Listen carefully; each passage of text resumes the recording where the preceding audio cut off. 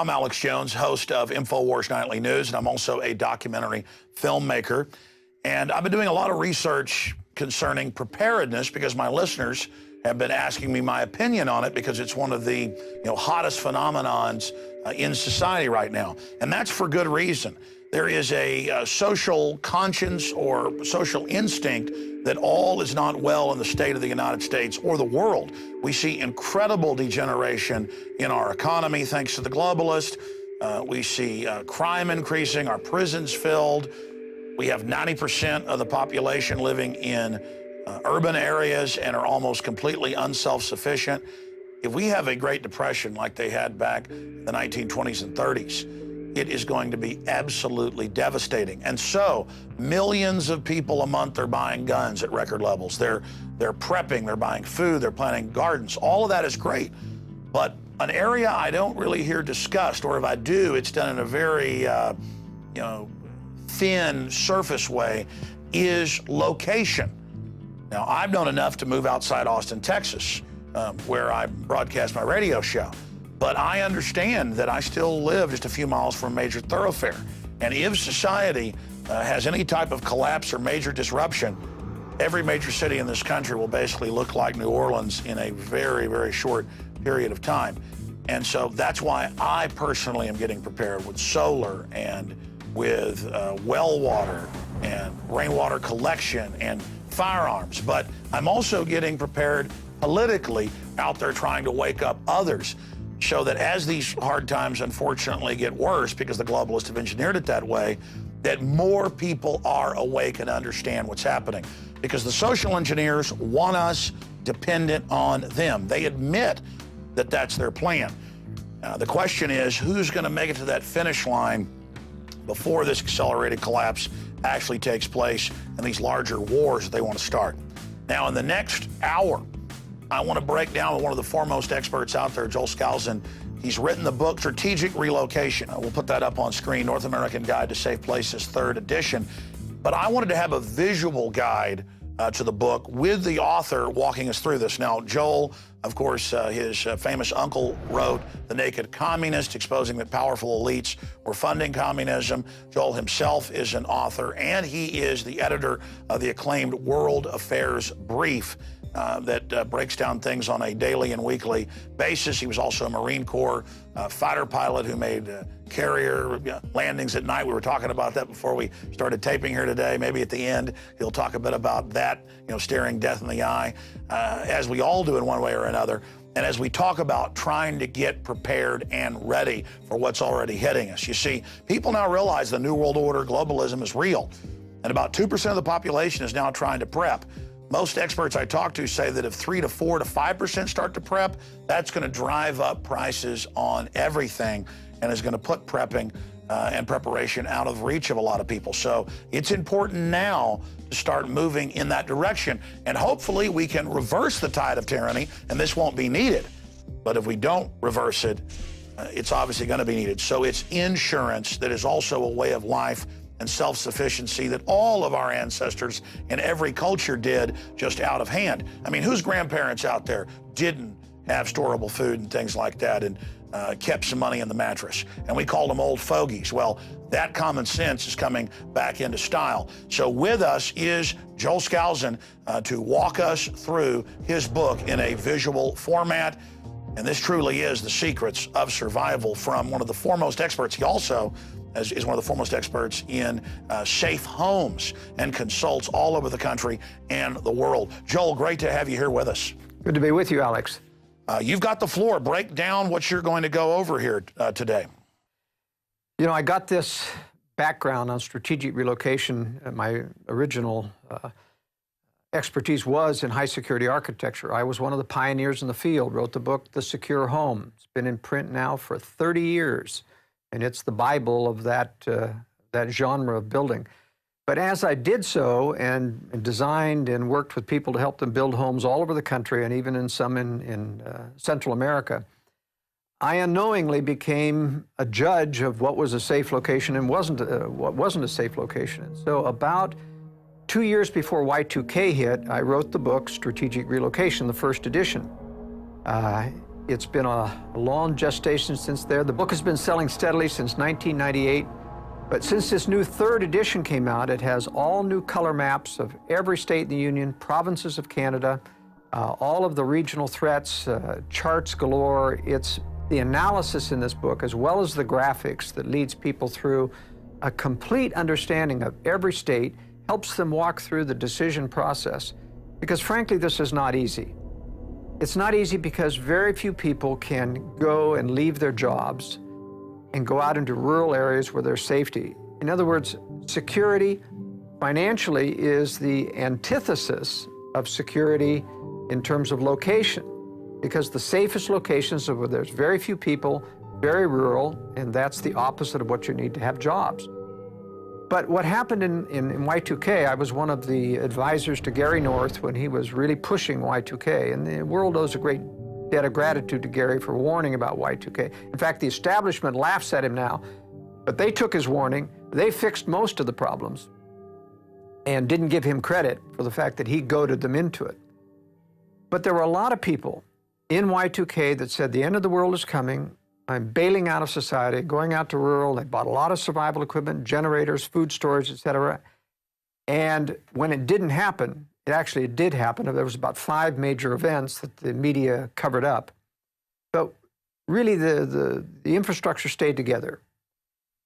And about a year later, I started to get calls from people saying, Joel, I hear you do consulting and strategic relocation. I'm out here in Podunksville, and I've run out of money. Self-sufficiency turned out to be a lot more expensive than I thought. What do I do? And I said, I hate to say this, but you got to go back into society. You got to reestablish your financial lifeline. And then you got to do this all over again properly, carefully, using contingency planning rather than just bailing out. Now, there are some people who can live anywhere, who can live off of a computer and who can go anywhere they want, live in a rural community. But even them, and I was one of those that did that myself, I took an airplane and I flew all around the country and I picked out the most idyllic spot in Oregon, the Hood River Valley, moved my whole family there.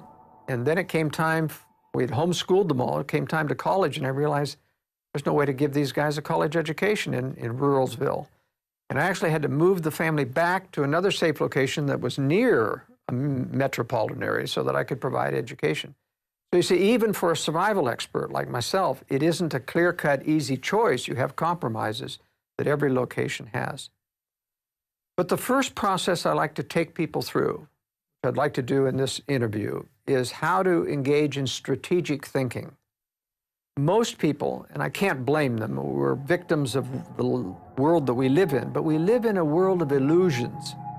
Now, those illusions of prosperity have somewhat broken since 2008. But in fact, people still think that things are pretty good. Restaurants are full, the movie houses are full, people are still spending money. We have kind of a segmented, selective recession, selective depression. There are people who are out of work, who are really hurting, who can't raise their money or their income to match inflation. And there's those people that are on the receiving end of inflation, 2 or 3 steps down from the government putting money out. But they live under the illusion of prosperity, that these things are coming back. Every night on the nightly news, as you know, the business people are always hyping recovery is just around the corner. They've been doing that for 2 years now. Still not here. But in fact, there are signs of an inflationary recovery starting. And it's a combination of a couple of things. One, we have sat for 3 or 4 years not inflating, not going into deeper debt, at least in terms of the consumers, and that's been healing the economy slowly. It's been getting people used to what I call the real economy. That is not based upon consumer debt completely. It's based upon people's disposable income. And at the same point, we have had consolidation of bad properties, bad values. These things are being liquidated through foreclosures, and all of that's healthy. All of that should occur. And in fact, the economy would heal if they wouldn't try to pump more money into it, recover. But I suspect, my analysis is that we're going to see one more bubble that they're going to create. And it's limited. It can't get as high as the previous bubble because we're facing what's called stagflation. The only tool in the toolkit for the globalist, for the Fed, is inflation. But they're limited because if they go much over 10% inflation, they start to strangle the people who can't adjust their income. And as that economy and the deflationary effects take over, it balances out the inflation and keeps inflation from getting to hyperinflation. To get to hyperinflation, and that's one of the biggest misnomers in our society, is that there's going to be hyperinflation. You really have to have two things. You have to have a fairly modest supply of money that you can double and triple fairly rapidly. We're well beyond that.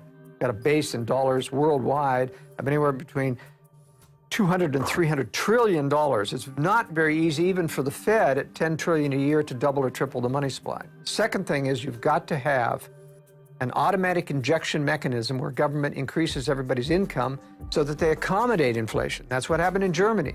They started taking over the payment of wages when France was... Instead, we've got a depression in the economy, and then they've done some inflating, but mainly just to pay off some of the big banking debts. Most of the inflation has gone into what I call the speculative economy. It is funneled through the investment banks that goes into their people, and that money isn't going into the real economy, maybe 20%, but most of it's churning in the stock market, churning in the Forex, foreign exchange market, and that's why it isn't getting here, and that's why the stock market keeps ballooning up. It's a separate economy that they built, what I call the speculative economy. So what I'm saying is that we hear a lot in the prepper community. There's this show called Doomsday Preppers. And of course, it's hyping ridiculousness and poking fun.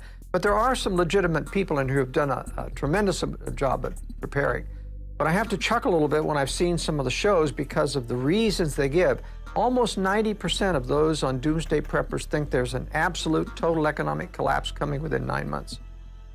And even though fundamentals, Austrian economics would say that has to happen or it's true, they underestimate the powers that be who have these power to create and control money, banks, and the press. And new mini bubbles. That's right. They underestimate the power of the powers that be to keep this economy floating by adjusting the rate of inflation, balancing inflation versus depression. Sure, it's a slow, rotting slide. That's what the globalists admit they want. They don't want big events that could wake up too many people. Exactly. But that brings up my next question for you, then I want to get into the presentation that's so important here.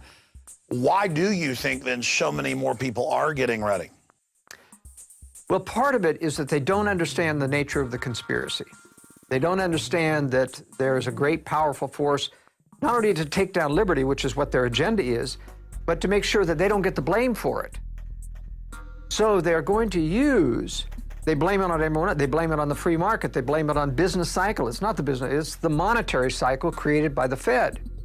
And ultimately, these people are going to escape blame because they're planning a war for us, a third world war, a nuclear war, which in fact will wipe out a great deal of the financial centers and let them to walk away and say, it wasn't our fault. What's the strategy on the Arab Spring and putting Al-Qaeda and Al-Qaeda-Light into Libya and all these other countries? The big agenda on that is a little bit complex, if you'll bear with me.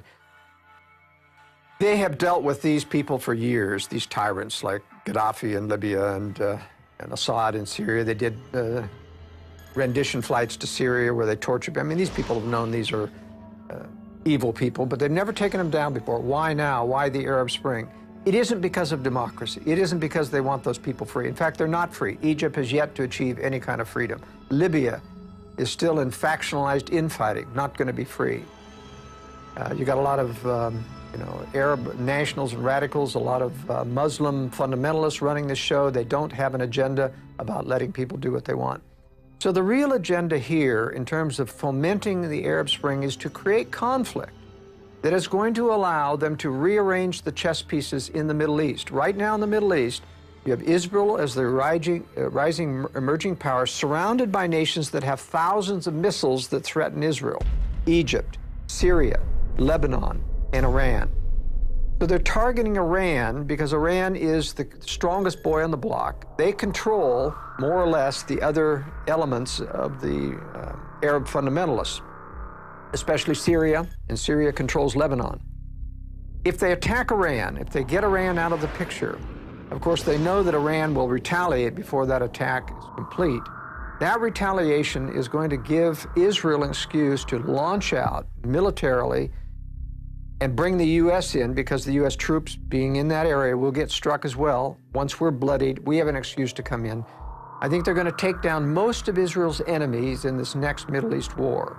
And they're going to neuter Iran, not by invading, because we can't afford another invasion. It would be very unpopular, like Iraq and Afghanistan is. But I think what they're going to do is not just go after the nuclear weapons or the nuclear enrichment center. There are no nuclear weapons in Iran. But they're going to use the same excuse to take out all the military infrastructure and take out a lot of the civilian infrastructure, bring Iran to a third world country, right now a second world country, and neuter it, get it out of the way so that it's not a problem. I think, in fact, they're going to take Syria down before then, only because if Iran retaliated, Syria will also retaliate. It has the most weapons nearest to Israel. Israel would take a tremendous hit.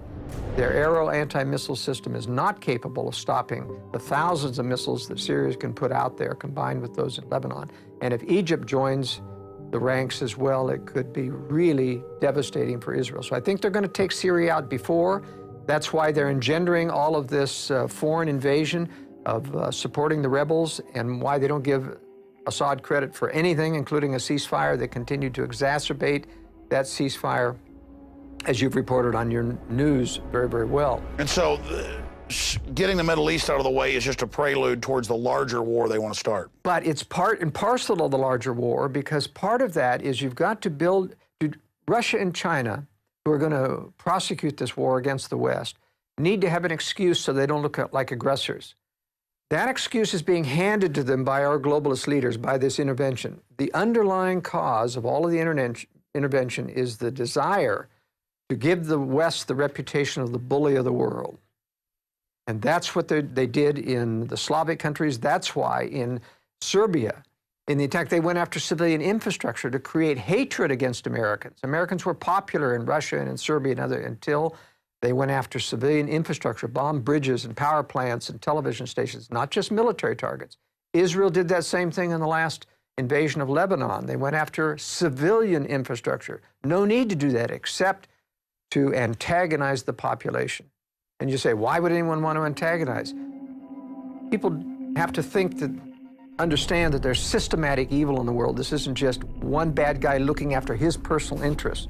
This is systematic evil that thinks in strategic ways. We have to learn to think strategically. It's a three-level chess, and it's a stratagem, a deceptive stratagem. That's right. And the stratagem is, we're going to antagonize the world. It hands Russia and China the excuse to say, we went to war with the West so that we could stop the bully of the world, and the world will applaud.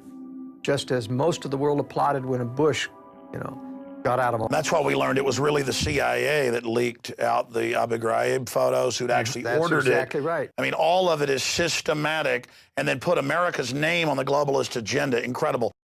You're watching the film presentation of Strategic Relocation with Joel Skousen and myself, Alex Jones. We're going to go right back to it here in a moment at prisonplanet.tv. But I want to encourage all of the viewers out there to think about what's just happened in the last week and a half. And of course, we're talking about Hurricane Sandy and now the election. This society is incredibly complex, and when anything gets disrupted by an election or by a storm, society degenerates very, very quickly. And that's why it's important that even if you're going to live in a big city, to know the escape routes that aren't going to be used like the major thoroughfares that are going to turn into death traps, major highways and things like that. And to know about different regions of the country that are statistically safer if things ever get so bad that you decide to emergency relocate. It's about thinking about our surroundings and being aware. And this is a process that I've gotten deeper into as this New World Order engineered collapse accelerates. That's why it's important for everyone watching this video presentation to get the DVD at InfoWarsStore.com. When you do that, you're not only supporting our operation and what we're doing fighting the globalist, more importantly, you're getting a hard copy of the film with the expanded extras in a higher res quality so that you can also show it to your friends and family. There's also, of course, the internet kill switch they're designing, more and more systems to delete videos off the web, so it's important to have a hard copy as well. But not just a hard copy of the film. The book Strategic Relocation, 3rd edition, that is brand spanking new, has hundreds of color maps and details those escape routes, goes over a list of countries and politically how safe they are or how dangerous they are, and the different attributes and problems associated with it. It gets into so many different angles that we also cover in the film that's coming up here. But again, it is so important for those of us that are aware of what's happening in this world to get even more prepared, and then to teach others how to be prepared. Because the globalists do not want you being prepared. They want you dependent so they can control you. This is what Stalin did with the kulaks in areas of Eastern Europe when they took over, cutting off the infrastructure and making them starve to death in Ukraine and other areas. This is what Mao did with the Cultural Revolution and the Great Leap Forward from 1949 and on. This is what Hitler did to occupied areas. This is about consolidation, because the name of the game is control. So we have the film Strategic Relocation. We have the book Strategic Relocation that everybody should keep in their car for just the road maps alone. And there is Joel Skousen's book, The Secure Home. We have all of these publications discounted with free citizen rule books with every order at InfoWarsStore.com. This is a win-win-win-win. You support our operations to get the news and the truth out when you buy books and videos and t-shirts and things from us at InfoWarsStore.com. You get hard copies of this key information to educate and inform yourself to a higher level, to then force multiply that to your friends, your family, your neighbors, your community. And I'll assure you, even if you're a Special Forces veteran, you will learn something from these books. Even if you are a woodsman or a huntsman, you will learn something from this information. Because Joel Skousen, I've researched the work he's done, and quite frankly, it's amazing that he's built houses in all 50 states, that he's consulted all over the world, that he's lived in many of the countries that he breaks down in this film and in these books. We're going to go back to the documentary right now, but again, please think about going over to InfoWarsStore.com or InfoWarsShop.com and securing copies of the books and the film so that you have hard copies in your library and support our operations. We take you back now to Strategic Relocation. Well, Joel, I interrupted you and segued off in the Middle East, but get back into the point that you were trying to make previously. Well, all of these strategic antagonisms around the world is meant to set the United States, set the West up, and that's why NATO's involved in this, so that Western Europe is as guilty in the eyes of the world as the West, as the antagonists, the bullies of the world. Ron Paul is absolutely right. They hate us not because of our freedoms. They hate us because we're in those countries, occupying those countries, and worse, our CIA is undermining leaders, changing leadership, getting dirt on leaders so that they can manipulate world leaders to follow the globalist agenda. And all of this is going to eventually end up very bad for the United States. We're going to have a nuclear preemptive strike against this country. The leaders want it. They're preparing for it. They're covering for it. They aren't telling the American people that Russia is building a tremendous nuclear arsenal, even as we continue to disarm, even as they do not disarm, even while we disarm, and we don't tell the American people that we know that they're not disarming.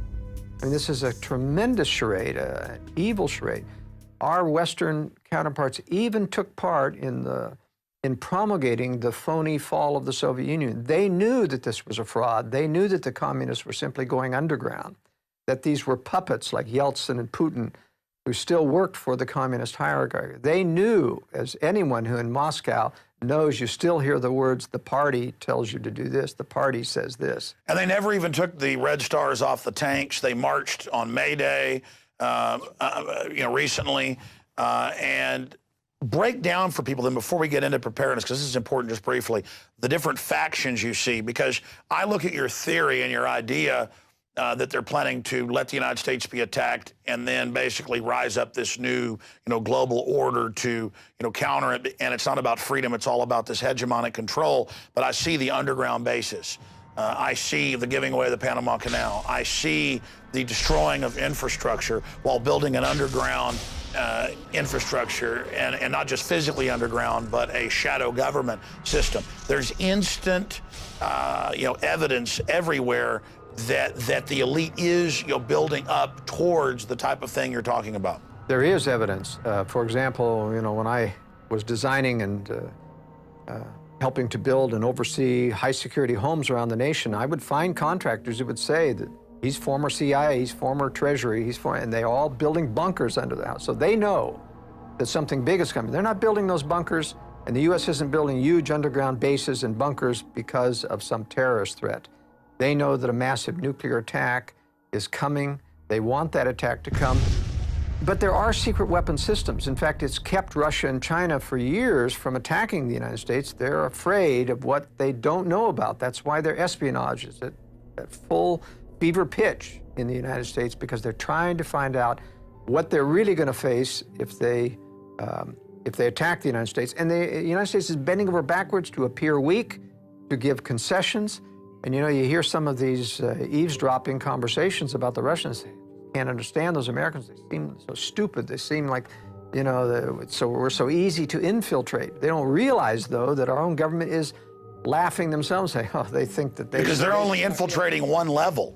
They're infiltrating really the stage-managed circus. And we don't capture and we don't arrest their spies because we want to make them feel comfortable that we're vulnerable, that we're easy to infiltrate. But in fact, there are sections that can't be easily infiltrated, and those are not being prepared to save America.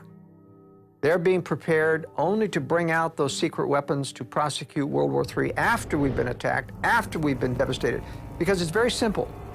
If the American military is intact, the Americans are going to rise up and say, go get those guys, let's prosecute this war and use our own troops to do it. But if our troops are decimated, then we come out and we say, what can we do? And our globalist leaders say, oh yes, we're no longer a military power. Our only salvation is join together with all the remaining nations, form a new United Nations, probably called the League of Democracies or something. And we'll make this militarized, and as a world organization, we'll go after Russia and China. Well, Henry Kissinger has said things like that. He said, faced with a big enough crisis, America will accept UN troops in Los Angeles. Yeah. And several of the globalists over the years have made these things that we have to get globalism by stealth. We have to fool people into accepting it. This is going to be the mother of all terrorist attacks. It's going to make 9/11, a government operation from beginning to end, look like a picnic. And they engineered, on record in hindsight, World War I to get League of Nations. That's right. World War II, engineered, financed, enemies built up to try to get it. And then they're going to use World War III. I mean, that's their plan. That's their program. That's what they do. That's right. So strategic relocation is a systematic way to think strategically in the future about how do I safeguard. And it isn't a doomsday scenario necessarily. I'm saying this is insurance, just like you said. You've got to be prepared while we fight to retain our liberty, while we fight to expose globalism. We have to realize we're talking about a very powerful combination of power, very powerful. They own establishment media. They own about 75% of congressmen. They have dirt on them. They can control them. They own almost all the judges at the appellate and higher level, even the so-called conservative ones, they have dirt on. Now, they don't control them on every decision lest it become obvious, but they can turn the screws when they need to, like when it comes up to exposing or ruling appropriately on Obama's lack of citizenship. That is never going to see the light of day. Why are they openly marching in with the chairman of the Joint Chiefs and the Secretary of Defense and telling Congress the UN gives us orders now? Obama writes letters saying, I take orders from the UN. He became the first president to sit on the National Security Council, violating Article 1, Section 9. Why are they being so naked in all of this right now, in your view? Well, it's naked to those of us who look at this, but if you look at what it looks like from the press, it's just a mention here and there, and they don't give it emphasis.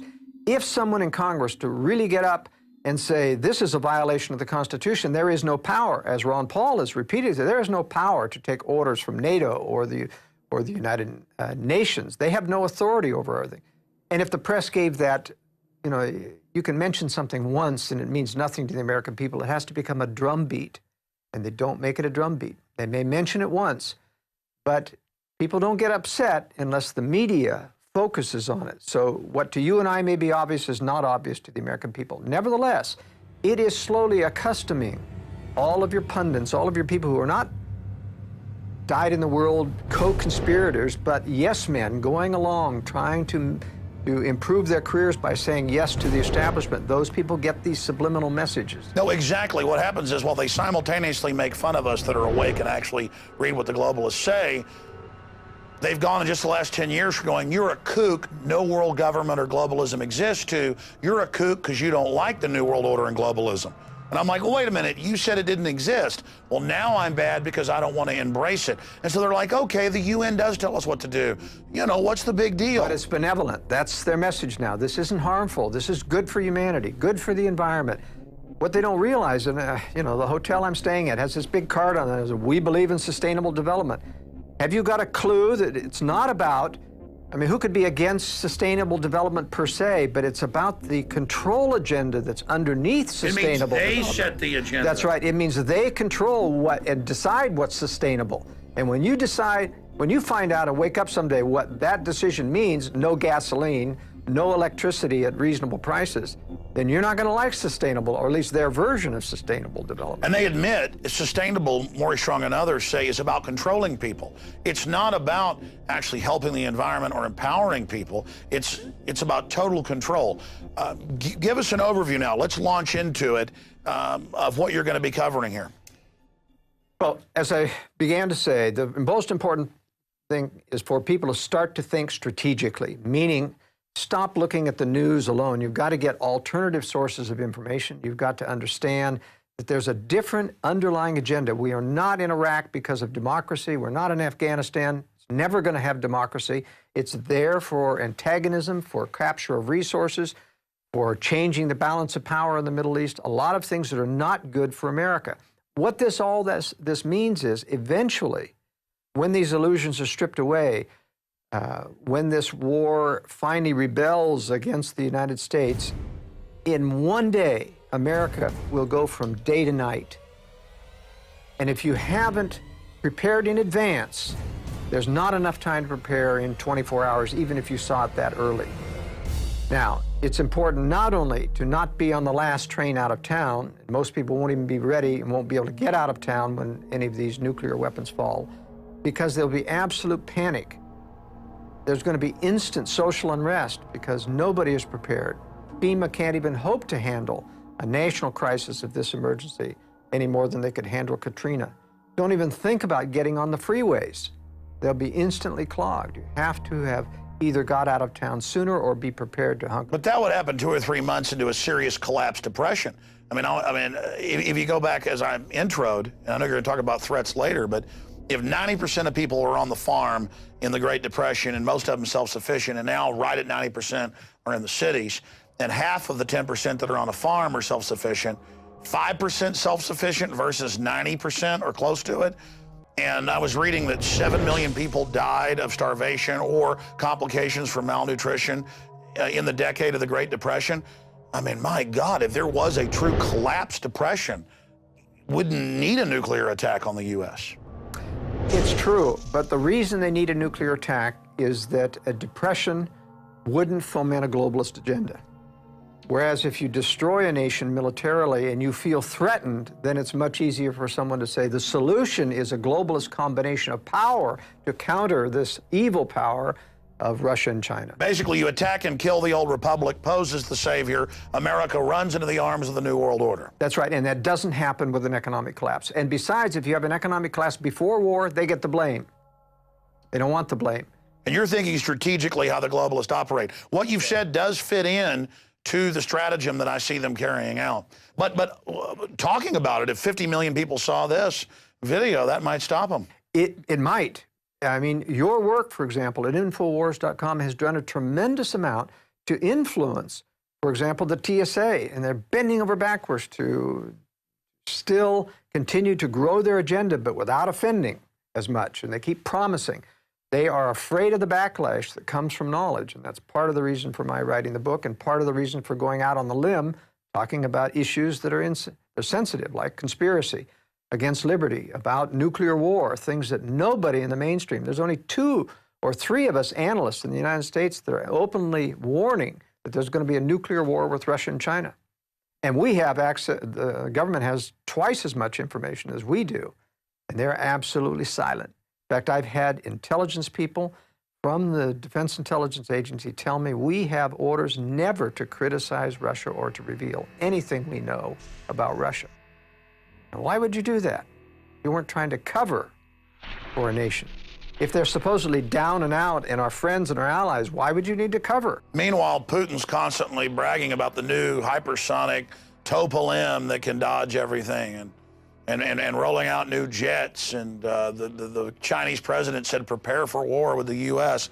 just 3 months ago.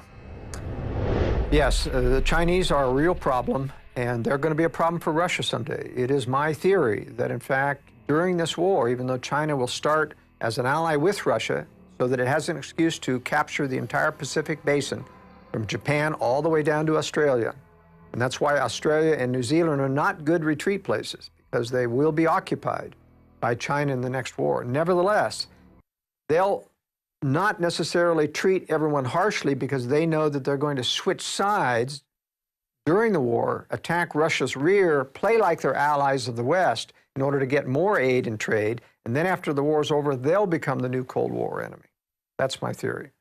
And so I think we're talking about three predator centers of power: Anglo-American establishment, Russia, and China. And they're not controlled by one another. They're independent predator centers. They're all each trying to develop their version of a new world order controlled by them. But they will make temporary alliances and induce one or the other to attack. That's what we're seeing. Well, exactly. They take whatever the most abusive form of social engineering is from the others and cobble them together. And the Chinese communists are always saying, it'll be our new world order. And the Russians go, no, ours. And then the Anglo-American European system, it'll be ours. And it's just a rush towards evil. Now, going back to strategic relocation, the major threat that we're going to face, and this is I take a great deal of time in the book talking about threats, because part of thinking strategically is understanding what the realistic threats are. And I'm not just talking about tornadoes and earthquakes or tidal waves. I'm talking about the longer-term threats that come mostly from what you correctly surmised is the movement of people into population centers, the urbanization of America, which, of course, the environmentalists want everybody urban. But it's totally short-sighted. Because if everybody's urban, no one can be self-sufficient if you're urban. You can't grow enough food. You can't get your own water. But it's short-sighted if they really meant well. They admit in Agenda 21 that the plan is to have us in controlled areas, and that's why they're attacking the Amish and everybody. They don't want real sustainability. Yeah, I think that's right. They actually want people dependent on government. It makes them very much under their fist. And that's where we're all headed, by being lured into high-rise, urban, eco-friendly, pollution-free cities. Well, it's not going to work out that way. The greatest pollution of all will be a stinking city that's cut off from food and water and starts to rot, and rot very rapidly. Now, you don't want to be part of a major metropolitan area when that happens. And so this is the crux of what I teach people in strategic relocation. How, because people mostly have to stay within population centers to earn a living, but how to prepare contingency planning so that you can get out into retreat areas and have the information, the forewarning signs to know how to do that. And that's really the only way to survive. Most people cannot get rural right now. They can't make a living. It's just impossible. So this is a solution for everyone. But let's talk about this major threat. The number one that I concentrate on is not terrorism. It's not natural disaster. It's not even government or war. The major threat is population density, because every crisis that threatens, even a local crisis, can turn exponential because of close proximity to other people who cannot help themselves. Even good people panic in a crisis. You don't have to be evil. It doesn't have to be just a Watts. When you have no food after 3 days, all of the store shelves are empty. If there's no water, it's exacerbated. If there's no electricity, there's going to be no gasoline. People are limited. You won't even be able to walk out of town because of the danger of threat from people interacting with other people. So population density is the major threat. And if you have that slide, I'd like to talk about this density. It's very interesting that you see this satellite map. This is derived from nighttime lights and then converted to black and white. But if you can see the detail here, this entire half of the United States has 3 to 4 times the population density of this area here. It's dramatic when you see all of the shading. You know, you drive through the Midwest and the farms and you see little farms here and there, but every one of these pixels and things are thousands of people. Now, this is the most populous and most dense area in the entire United States, and these 3 areas on the West Coast around Seattle, Los Angeles, and San Diego are also heavily, or San Francisco and Los Angeles are heavily populated.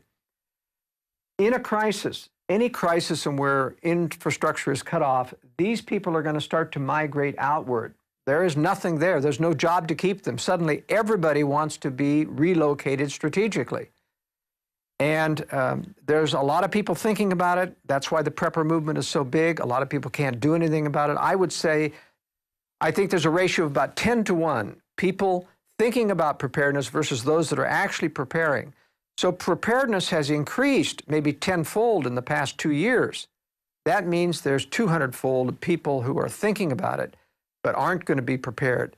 But nevertheless, when these things start to fall out, they're going to be fleeing as fast as they can with everyone else. And so it's important to track how those people are going to leave those major cities when you make decisions about leaving, especially if you decide that you're going to move out into the periphery of these areas. You've got to be very careful to make sure that those outflows of refugees well, that's aren't grapes coming down of your road. wrath. I mean, during the Great Depression, you know, my grandparents, people talked about just people walking down the roads and begging, can I chop some wood for some food? They're like, we already have people chop wood, but here's a little food. But by the end of the Depression, they'd almost hunted out all the squirrels, all the deer. And my family were landowners and upper middle class, and they almost lost everything in the Great Depression. And that was just a depression that the elite engineered to consolidate power. I mean, my gosh, under Agenda 21 and all this, once the public figures out they need to get out of Dodge, it's too late. We also have the example of World War II. World War II in Germany, we have the example of the Russians coming in, and every German city was being emptied out to get away from the Russians. They did not want to be occupied. Literally, entire cities were emptying out, taking to the roads. And so we know how far they go afar afield of the roads trying to get food and water and hitting the farmhouses. And basically, it was within about 5 to 7 miles apart from every road where those farms would all be looted. And so you have to take those kinds of things into consideration when you're considering, yes, going rural, what may look rural. That's what I call strategic thinking. Can't just think about how nice and idyllic it is in rural Austin, out in the suburbs. You've got to look, how far am I away from a major county road that goes out there and that's going to be streaming with refugees. There's going to be famine. They're going to be out of water, out of gas. They're going to start spanning out within walking distance. And that, for most people that are tired and hungry and modern-day people, is about 5 miles. You've got to be beyond that so that people don't get to... So bottom line, I could have a place out in the edge of Austin that's, you know, a decent house, but I've thought about somewhere really far out in the middle of nowhere in, you know, the ugliest place possible, but where it has water and solar and buried food and guns, a shack. That's right. I believe in the concept of multiple eggs in various baskets rather than everything into one concentrated whole that could be compromised. So I think it is important, depending on your resources, to think that way. Now, even when you don't have the resources to develop your own retreat, people can, for example, double up with relatives, friends, and other people that they know that may live in rural areas, contribute a little bit of money so they can buy food and water supplies, put in equipment like solar and generators. These are things that you can do. That's what I've done. We've got a ranch, family property that goes back to Mexican land grants in 1830, but I've helped build a metal building, helped put in systems, helped pay for wells. And I probably wouldn't even go there during the collapse, but I really know this is a serious threat. And it's not like some insurance I buy and then if I die in a car wreck, my wife gets it. This is insurance that I may end up having to use. In fact, there's a good chance. So I would be insane not to be gearing up. One of the things that people don't realize about preparedness is that supplies are relatively available. A lot of technology, a lot of new stuff coming on the market. But I've been in this business for 40 years, and I'll tell you, it's a real roller coaster for suppliers of preparedness equipment. It's either feast or famine. Right now, it's feast, and supplies are tight because there's so much demand for them. But it's amazing how quickly people forget when prosperity appears to come back, if there's another inflationary upsurge and where people think good times are here and the housing is recovering, watch out. You'll start seeing they forget. People have incredibly short-term vision, Alex. They can't see or maintain a threat very long. If it doesn't happen in a year, they'll forget about it. That's the danger of all of the bogus prophecies about the collapse coming in 2012 with the Mayan calendar things.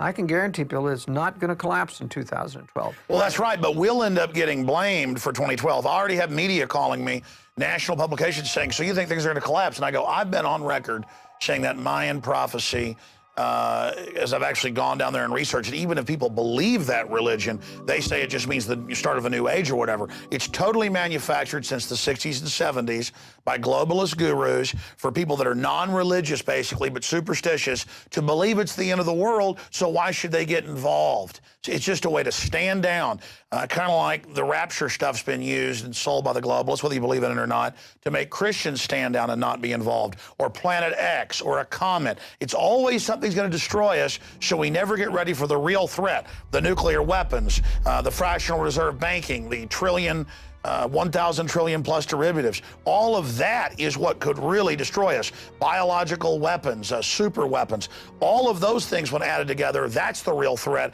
And I see the elite digging in, not for the end of the world, but for major civilization collapse and stockpiling to reemerge in the Rand Corporation plan to basically then dominate. Have an attack on themselves by opening it up to a foreign enemy. That way it can be blamed on them, then mobilize the people under a new global fascist system. That's right. One of the things that people have to understand, that you've got to be prepared in advance before these things happen. You have to see a long-term vision of these types of threats. You have to have good information. You've got to subscribe to your news broadcast. I put out a newsletter, the World Affairs Brief, which every week I analyze this. It's going to serve as a very good early warning, because I'm watching this every day about how the Russians and Chinese are prepared. And, you know, as Gary North used to say at Y2K, don't be on the last train out. Just too late. That train can get stopped. We know from Katrina, for example, a couple of lessons. Don't get on the freeways once, because they'll be trapped. You get on a freeway, it's like in an elevated moat. It's got barriers on either side. If your car goes out, if you're stuck in traffic, there's no way to go except abandon your vehicle and get off on foot. But one other thing you learn in Katrina is you don't go into the arms of the federal government. Don't go into a FEMA camp, because a FEMA refugee center becomes a concentration camp. You can't get out.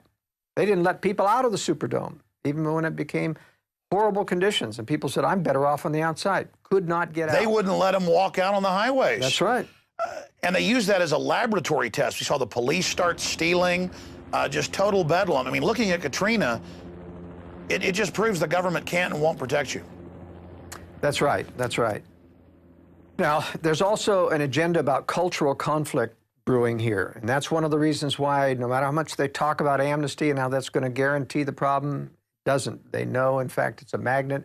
They won't close the borders. They never will seal the border. They want the cultural conflict that Europe is experiencing that comes. It's not only crime, it is the fact that you water down American cultural values, conservative political values, make sure that you can never win another election. So there's that agenda. And I have in strategic relocation several maps that talk about minority concentrations. And I don't do this because I view minorities necessarily as inferior, but because with certain cultural inflows, you have generalities you can make about the levels of crime that come from those cultural inflows and what it impacts American society. We know that there are radical people funded by globalist elements like La Raza and other organizations that want to foment social unrest and racial tension within the... So that's just a basic divide and conquer strategy. Just like you said, you don't want to run to some other country just because you can't really communicate. And again, it's part of that divide and conquer. That's right. But it is important to realize that certain areas of the country are predominated with minorities that will become culturally conflicting with your values at some point. So that's one of the dangers. Because the media is going to be programming. It's just like Trayvon Martin, where it turns out the Justice Department had people inside there, that's now come out, trying to get a fight going, and they were editing the tapes together to make Zimmerman sound like he was saying bad things about black people. I mean, just incredible that the system was trying to cause some type of racial conflict. That's right, and there is that's going to happen. For example, the KKK is almost completely now staffed with agent provocateurs. They have northern accents. They're not Southerners at all anymore. If you see any of these television personalities representing the KKK, it's very clear this is not a Southerner. And you have these racial activists within the Latino community, too, that get these people out on the streets. This is not going to bode well for America, even though the person who's fluent in Spanish, I have many, many Latin American friends. I've lived in South America. I feel very comfortable with these people. I recognize, and the good Latinos recognize the coyotes, the people who are the predators, the drug dealers, the people who are giving them a bad name. And they're here in the United States and they're protected. One of my subscribers to my World Affairs Brief told me of an incident in Libby, Montana, whereby he got a Homeland Security brought in, I guess it was the police that captured a Latino drug dealer on the Indian reservation pushing. And he needed rehab and other things, and so he finally sent him on and back with a prescription to get into rehab, et cetera. He called up later one of his friends in Homeland Security about what happened to this guy, and he said, oh, we released him. Now, he was on criminal drug charges, pushing and other things, had medical problems. They released him, and he questioned them why, and he said, we have orders to release them. So they're putting him back into society.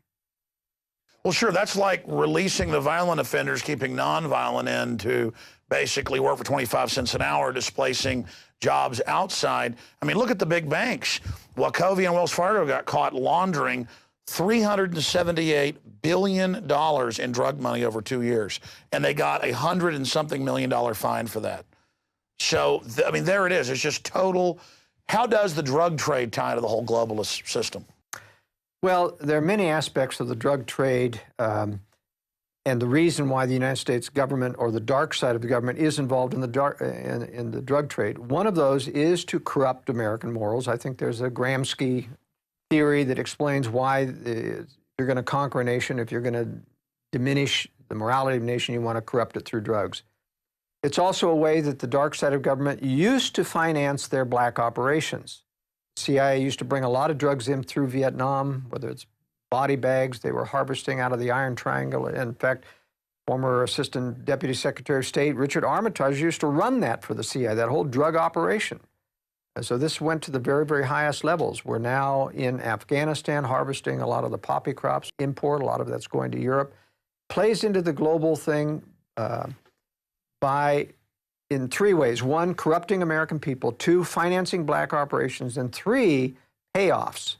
They're able to control a great deal of the underworld. In Afghanistan, most of the payoffs come from drug money to all of the, when they buy off the Taliban, when they buy off the Iraqi opposition, for example, to make the war look like a success, they're using in-house drug money to do that, that's harvested out of Afghanistan.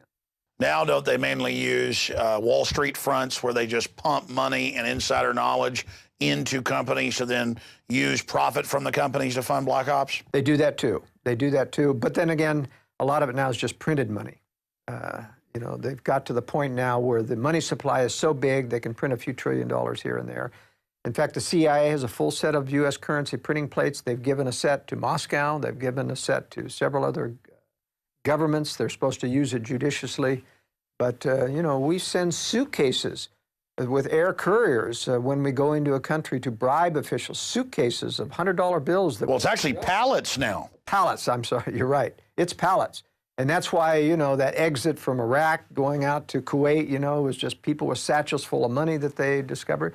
Those are the payoff money, and they're getting it out of the country in order to, you know, make themselves oligarchs of their own variety out there in the West. Just like the oligarchs in Russia. The former communist leaders got the central bank to give them the loans to buy up the oil companies, to buy up the electric companies. The oligarchs became wealthy, moved offshore, and they still are the communists, and they're still running Putin and others. Putin met with Boris Berezovsky 5 times in his Spanish villa the year he ascended to the presidency, and then pretends that he's the enemy of Boris Berezovsky and that Berezovsky's trying to overthrow Putin. I mean, this is just political theater. And then it turns out that the Rothschilds sued the Daily Mail, saying we're not puppet masters secretly running those oligarchs who then run the sub-puppets. So it's puppet masters on top of puppet masters on top of puppet masters, and they lost the suit. And the judge said, wow, you really do run these people. I mean, that just happened a few months ago, where it turns out that the oligarchs are still in control of Russia and the Rothschilds are sitting above them. But, as I will assert, the Rothschilds don't control them. They feed money to them, they try to assist them, they try to cover for them, but they are co-predators maneuvering like this and playing like they're helping. But sure, they're always flipping allegiances. But believe me, the oligarchs are intending to strike the West, and a lot of people who think, because they believe that if the Anglo-American establishment controls the Russians, that they'll never strike. But I'll guarantee you they will strike, because they're only assisting in controlling it in an arm's length relationship.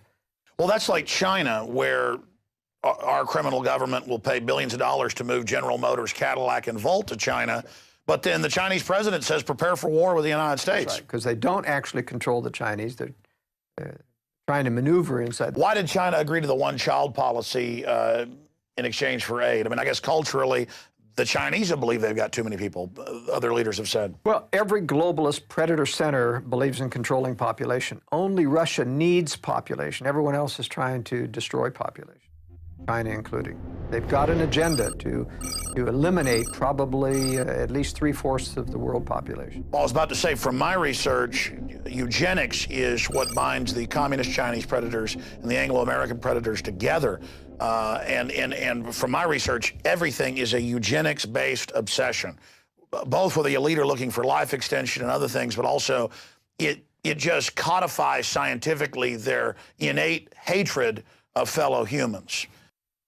Well, one thing that people listening to this presentation may get out of it, and I know a lot of people get discouraged and say, what hope is there if these predators are so powerful and we're going to have a world war and we're all going to be destroyed? Let me make it very carefully clear that everything won't be destroyed in a nuclear war.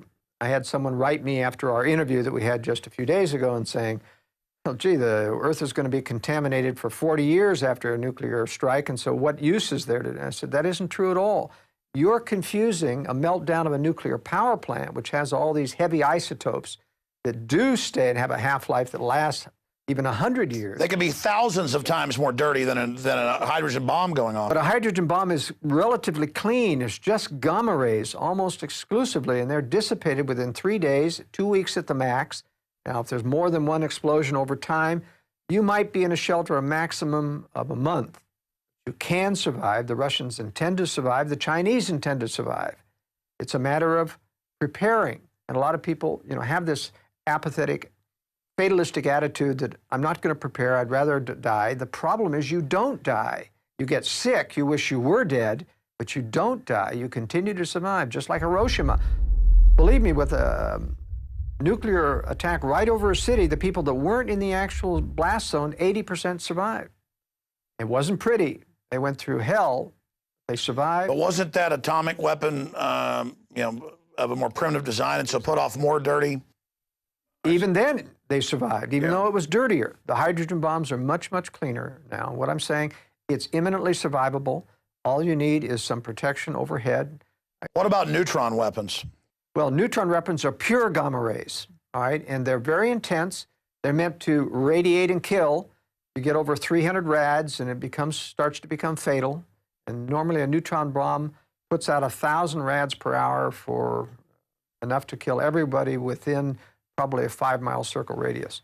So they're very dangerous. They will use some of those in a nuclear war, but it's the long-term residual fallout. There aren't enough rockets and warheads to cover everything and everything. Sure. I brought up neutron because it is perfect to keep the infrastructure but only kill the humans. And they claim that they decided not to build those in the late 70s, but from what I've been researching, that it's actually been built. The reason that doesn't work as the national strategy, though, is that you just need too many of them. You know, you'd calculate 5-mile circle radiuses all over the United States to how many thousands, tens of thousands of weapons. They just don't have them. So you can't overcome a nation with just neutron and leave the structure. You've got to decapitate the military so a nation wants to give up and not fight. That's what the Russians and Chinese are betting on. Decapitate the United States and everybody's going to give up and say, whoa, we can't defend ourselves without the U.S. military. Joel, what's the time frame after the United States is attacked? I mean, how far out do you see this happening, and how fast until the globalists reemerge and try to create this counter New World Order to Russia? That's a very good question. The timing is dependent on Russia and China being ready, confident enough to do the strike, confident enough of finding out enough about our weapon systems or stealing enough technology that they feel they can compete. I estimate that that's at least till 2020 and beyond, not before then. In other words, I think we have time. For example, China needs a blue water navy to control all of the area that they're going to do on the eastern Pacific Rim. They are intending to wipe out America's Navy with nuclear weapons, which are very easy to do to carrier task forces. Then they plan to move theirs out and replace ours. A lot of people complain about my theory saying, well, theirs are just as vulnerable as ours. Not if the U.S. has been decapitated. Then it's a non-nuclear situation and you're back to maritime strength. That's what the Chinese did. They're at least 10 years out on getting a full blue water navy. Their 4 aircraft carriers won't be completed in 2021 to 23. Now, I'm not saying that I can guarantee that the strike won't come before then. People ought to be prepared well in advance of that. But Russia and China, Russia is going to be ready much sooner then, but they are really up on nuclear missiles. They, have hundreds more nuclear missiles of the newest Topol M variety that they have deployed in underground bases like Yamato Mountain, which is a complete underground factory system. Well, that's my next point, and then I want to get deeper into your overall analysis and actual regions and show some examples of some of the death traps that are out there, like New Jersey, New York, Southern California. The main reason that I think your research has a lot of credibility is because it's one of the only theories that fits into what I see. The Chinese, it's in the news, are going crazy building underground bases. Never in the Cold War do they do this at this speed. The Russians, giant bases underground everywhere. It even comes out in the press that they're just dumping massive amounts of money into this. The Swiss, who've got 2-year supplies for their whole population, are expanding programs. All over Europe, the elites are publicly moving to islands and preparing and building bunkers. You know, you're in that business. You say you've never seen it expand like this. And governments are digging in, and COG is expanding and stockpiling. They are racing, and people say, well, that's because 2012. Oh, or that's because of the comment. And all this made-up crud. And then you've got the seed vaults and at the North Pole and other places, and you've got DNA arcs and all of this, and the Rockefeller Foundation heavily involved in this. They don't just build infrastructure and do things for no reason. So why are they engaged in something much bigger per nation in these power blocks than the Manhattan Project? I mean, obviously they're getting ready for something big. And I mean, is it a race-specific bioweapons? Is it a nuclear war? All I know is they're gearing up for something big. Well, I can tell you that race-specific bioweapons are very chancy still. Anytime you use biological weapons, they're really afraid this is not going to be able to control or be as discriminating. I mean, they're very nervous about this. They can mutate. Well. They can mutate. It could be devastating. They prefer nuclear because this is very controllable. They know exactly what nuclear fallout will go, what it's doing, and how to protect against it. It's relatively easy to protect against. That's what they're doing. Now, as to them preparing at a feverish pace and having been doing so soon, it's because their timetable as to when this war was supposed to be about now. In other words, they were planning on inducing Russia and China to strike as early as now, and it just hasn't worked. It keeps prolonging. They were doing major disarmament in the 1990s, PDD 60, where President Clinton came out in 1997, told the nuclear establishment in the United States to prepare to absorb a nuclear first strike and not launch on warning. Meaning, you may think you got the the launch procedure and all, but you're not going to get permission to launch. That's, you know, even our military today say, no, we've got the procedure for launching on warning and for retaliating. I said, yeah, but you can't do that without permission. You're not going to get permission. Well, that's right. Don't they have to give them the authentication code to then let them? So they don't really have it. They don't really have it until the White House releases the... And when did they change that? Because at one time they did, right? That's right. And they changed that, so they've withdrawn all... Wasn't that under Clinton? Yes, it was. That was a big furor when he took the launch codes off the subs. That's right. They had movies about how the sub commanders are bad in Hollywood just to even sell that. What we're going to do in preparing for that war is important. It is survivable. People need to prepare, but they have to get outside blast zones. Again, you're watching Strategic Relocation, the film presentation based on the book Strategic Relocation by Joel Scalzo. We're going to go back to this presentation here in just a moment. I just wanted to encourage PrisonPlanet.tv viewers, subscribers who've made so much of this possible to be sure and also download a copy of this presentation and give that to your friends and family, or even better, get the high quality DVD with the expanded extras that we're not able to show you here tonight. I don't like how I said that. Or get the DVD, which has the expanded extras that deal with securing your home and that dovetails with the book, The Secure Home, written by Joel Scalzo. Also, we intend as a public service to post this to YouTube at the Alex Jones channel, and I'm sure Change the Channel and others will want to post it as well. And so I hope those of you out there watching this on YouTube will support the author, Joel Scalzo, by buying his books at InfoWarsStore.com. But more importantly, support yourself in having these Bibles of preparedness that any home is incomplete without. But regardless of what you do, take this YouTube video or other video system that you're watching it on and send the link to friends and family, because the globalists do not want us prepared. Because if we are prepared, they're not going to be able to domesticate us and fully take over. Agenda 21 is about driving us all into the compact cities. We've all seen the UN maps that Congress was shown back in the mid-90s. And now we see those maps being implemented where half the country is completely off limits. Another 40% or so is very restricted, and less than 10% is, quote, free use. This is global world government zoning. They just had the Hurricane Sandy. And I saw on local Fox News, the environmentalists said, you shouldn't be able to rebuild because buildings are bad on the beach. Well, it's about insiders only being allowed to build. So that's what this is all about, ladies and gentlemen. They want you under their control. And sure, even if you can't move to the safest zones in the U.S., there's a lot of options broken down here in this film and in the books. You can move to safer areas per capita outside your city. I commute in about 20 miles every morning. I live about 18 miles outside Austin, and then a couple miles into Austin is my office in South Austin. And that's not the perfect place, but Joel Scalzo, in his book says the Hill Country is one of the safer areas, or the safest area per capita in Texas. But still, it's not perfect. But before I'd even read his book, I'd done my own research and decided that that was the safest area. And that's where a lot of the elite were moving as well. And sure enough, in my own research, dovetailed with his. But here's what's amazing. He knows areas all over the country because, again, he's built homes all over the country. Joel, you also in your book get into ethnicity maps. And let's face it, the globalists look at those and use the media to play groups off against each other. Take Trayvon Martin just recently.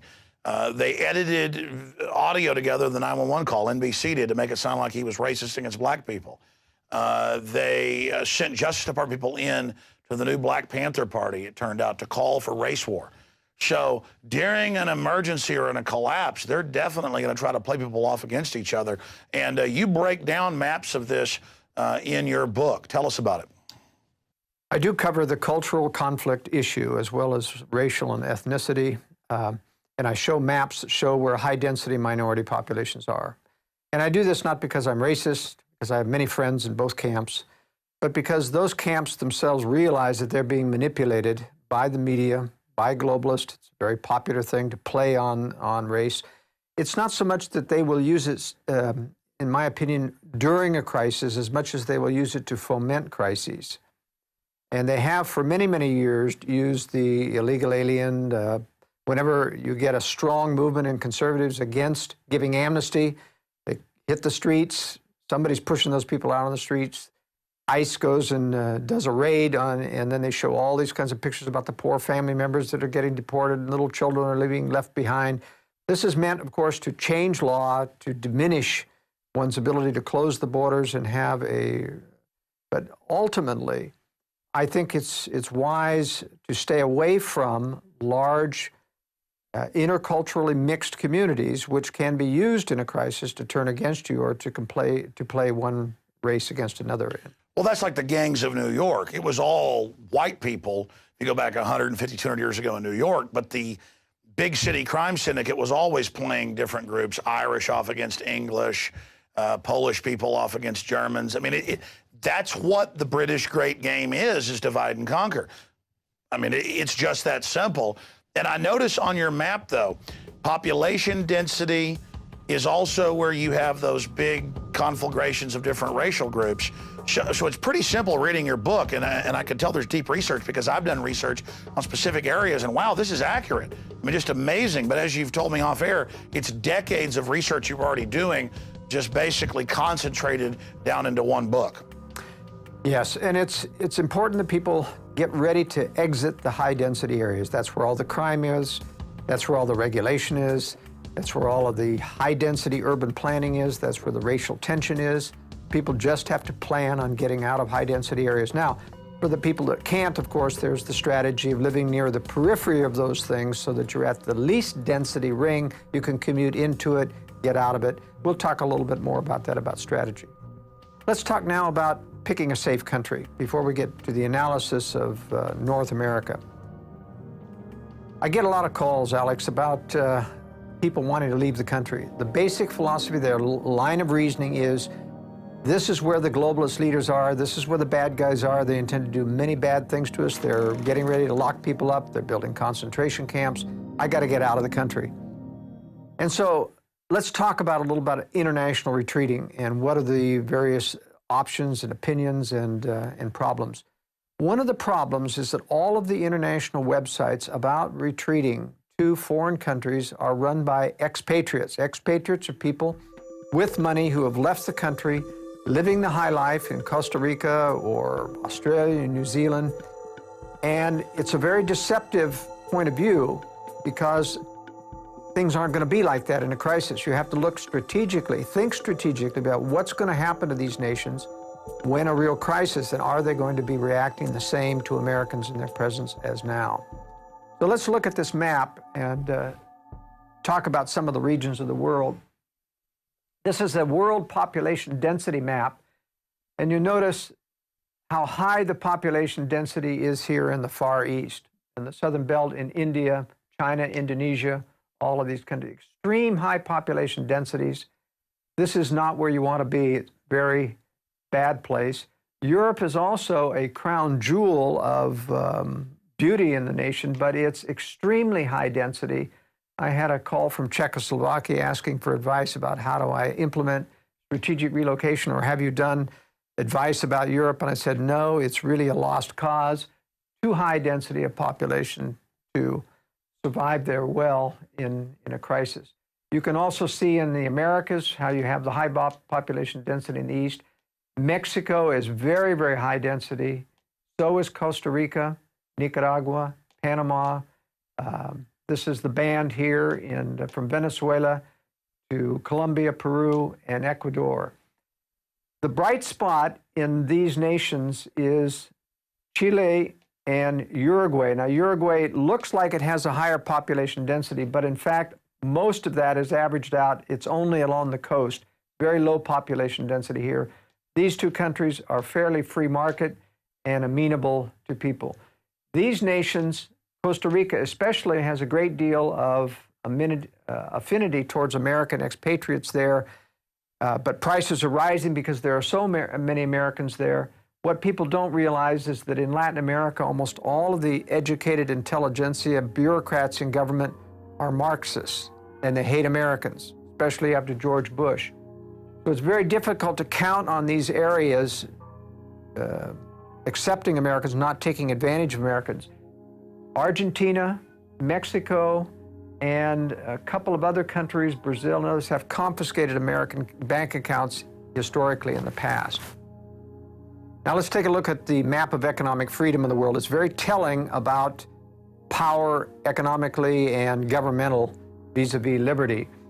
This is a very, very telling map because even though population density showed that these are not heavily populated, and they're not very livable like in the jungles of Brazil, look at the economic freedom. These are terrible countries. Actually, China is only temporarily allowing some economic freedom, but it should be darker than this.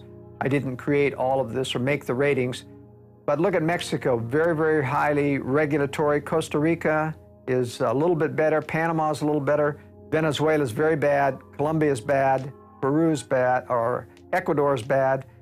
Peru, less bad, and Chile is almost white. Chile's the best nation of Latin America if you're going to migrate. Uruguay is next, small country, not as corrupt as Argentina. In fact, they play off the fact that Argentina is very restrictive about many things, including controlling wealth, and so they get the overflow of people leaving Argentina. Most of the high-density population, international crowd lives on the coast. Prices are very expensive. They're in dollars. But here in the interior of the country, I've lived there for a couple of years. That's a real gem. Cheap property, wonderful people, a totally different country than the high-priced coast. There's nothing in Africa that I recommend.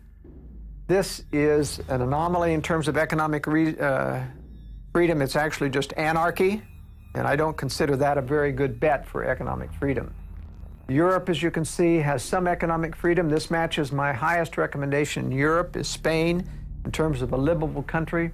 A lot of expat communities, Brits especially, that have located down on the Mediterranean side of Spain. But Spain has a good, friendly people, wide-ranging agriculture, and if you'll notice, like in the movie The Great Escape, when everyone wanted to leave Europe in a problem, they went through Spain. So Spain's my top pick in Europe. Australia has a fair amount of economic freedom, but once again, the problem with Australia and New Zealand, twofold: very difficult to get in and get residency, make you pay a lot of money. The Australians have sold out to the Chinese interests. Almost all of their national resources have been bought or have contracted to China. I was reading, National Geographic was bragging that 98% or something of all their mines and rare earth minerals are Chinese run, as if that was a good thing to have Australia now a satellite economically of the Chicoms. But I can guarantee you that China will occupy Australia during the next war to make sure that they secure those things. And so if you want to live under Chinese occupation, it may be very similar to Japanese occupation. The Orientals are pretty ruthless, have very little regard for human life as a philosophy.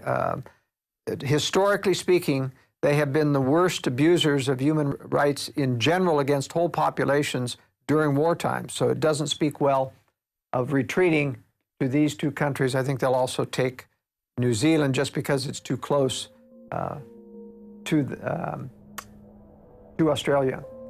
Canada is my second best bet after the United States. The reason I'm still bullish on the United States as a retreat international location is because it's got the highest per capita density of liberty-oriented, freedom-educated people in the entire world. The problem in living in Latin America is that they're friendly to Americans now generally, but if ever the government clamps down on the globalists who control this country and Canada, put out the word to control American expats or send them home, you're going to find that those countries will comply. They are yes men to the globalist establishment.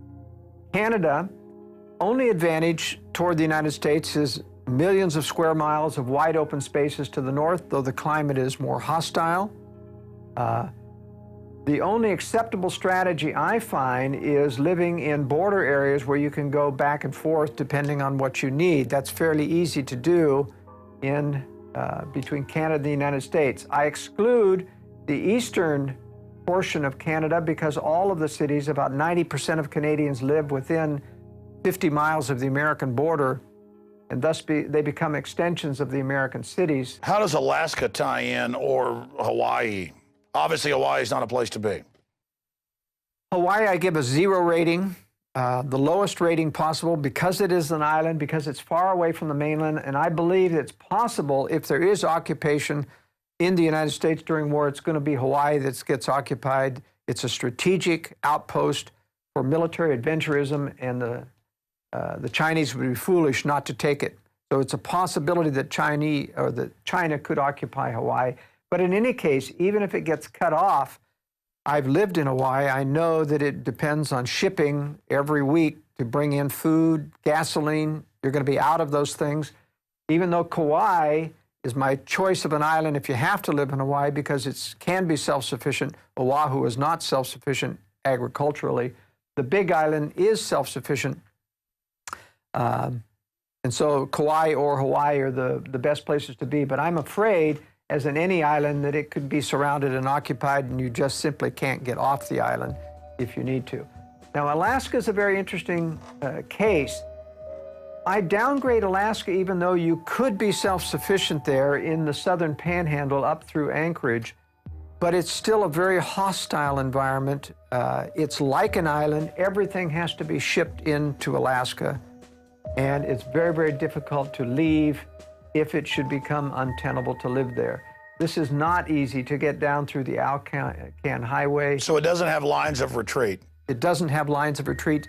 So the only place I recommend, or the only way I recommend for Alaskans, is those that are very, very skilled survivalists who can live in the boondocks throughout the winter, apart from society. If you're capable of doing that, then Let me throw some wild cards at you. What about Iceland? What about Greenland? What about islands that are out in the middle of nowhere, just as bad as Hawaii? Actually, Greenland is worse. There's only a few pockets of civilization on Greenland that survive even in the best of times. And they, once again, depend on absolute shipping for everything. They don't grow anything there. Iceland depends on everything being shipped in as well. Iceland has recovered from its globalist banking nightmare simply by stiffing the globalists. But if you look 10 years from now, you'll find that they'll be penalized and cut off. They, by reneging on their debt, have got a fairly self-sufficient economy right now. But because it is a socialist economy, they'll be back in the piggy bank, negative piggy bank state probably within a decade. So I don't recommend Iceland as well. It's just, everything is extremely socialistic in Europe, and they're starting to have a backlash right now against the globalists like Sarkozy in France. He's going to lose this next election. So to be clear, from my analysis, the only people that would want to flee the United States is if you're a big fish politically like myself, yourself, Ron Paul or somebody. If it's going to full Soviet-style globalist roundup, taking us to a camp, if we could foresee that happening, we would try to get out of the country or maybe go to a rural retreat, but they might come after us there. But for everybody else, if you really look at it, the United States has the most people that are awake. It's where the fortunes of the planet will rise or fall. And my instinct, my gut, my discernment is stay in the United States and fight it out here. And by fight it out, I mean occupy the land, be here, educate people, and dig in and hope for the best, but also prepare for the worst. I really agree with that analysis, Alex.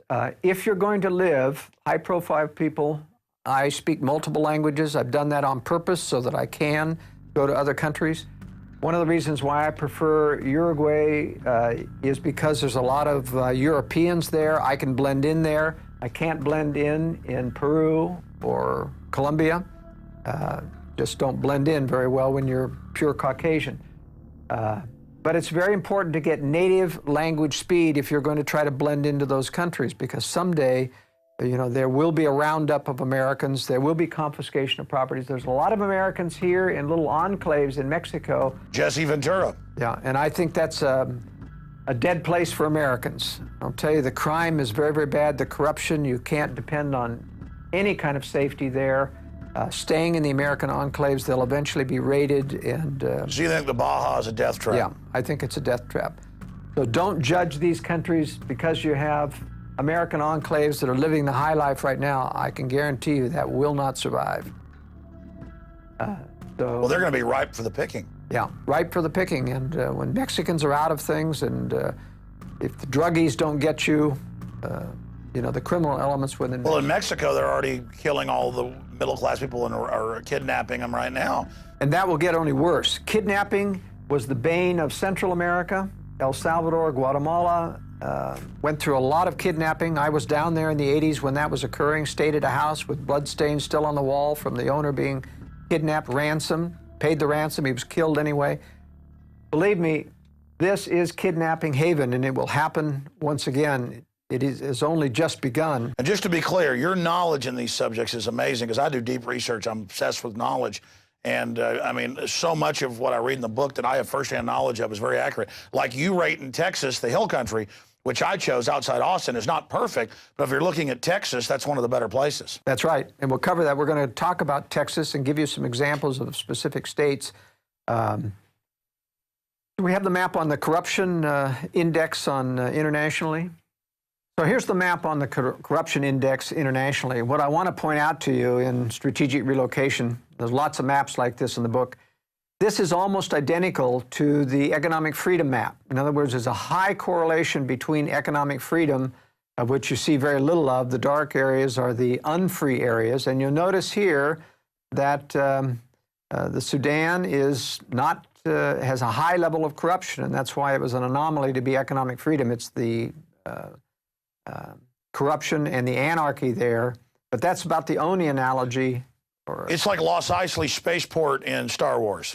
That's exactly right. That's a very good analysis.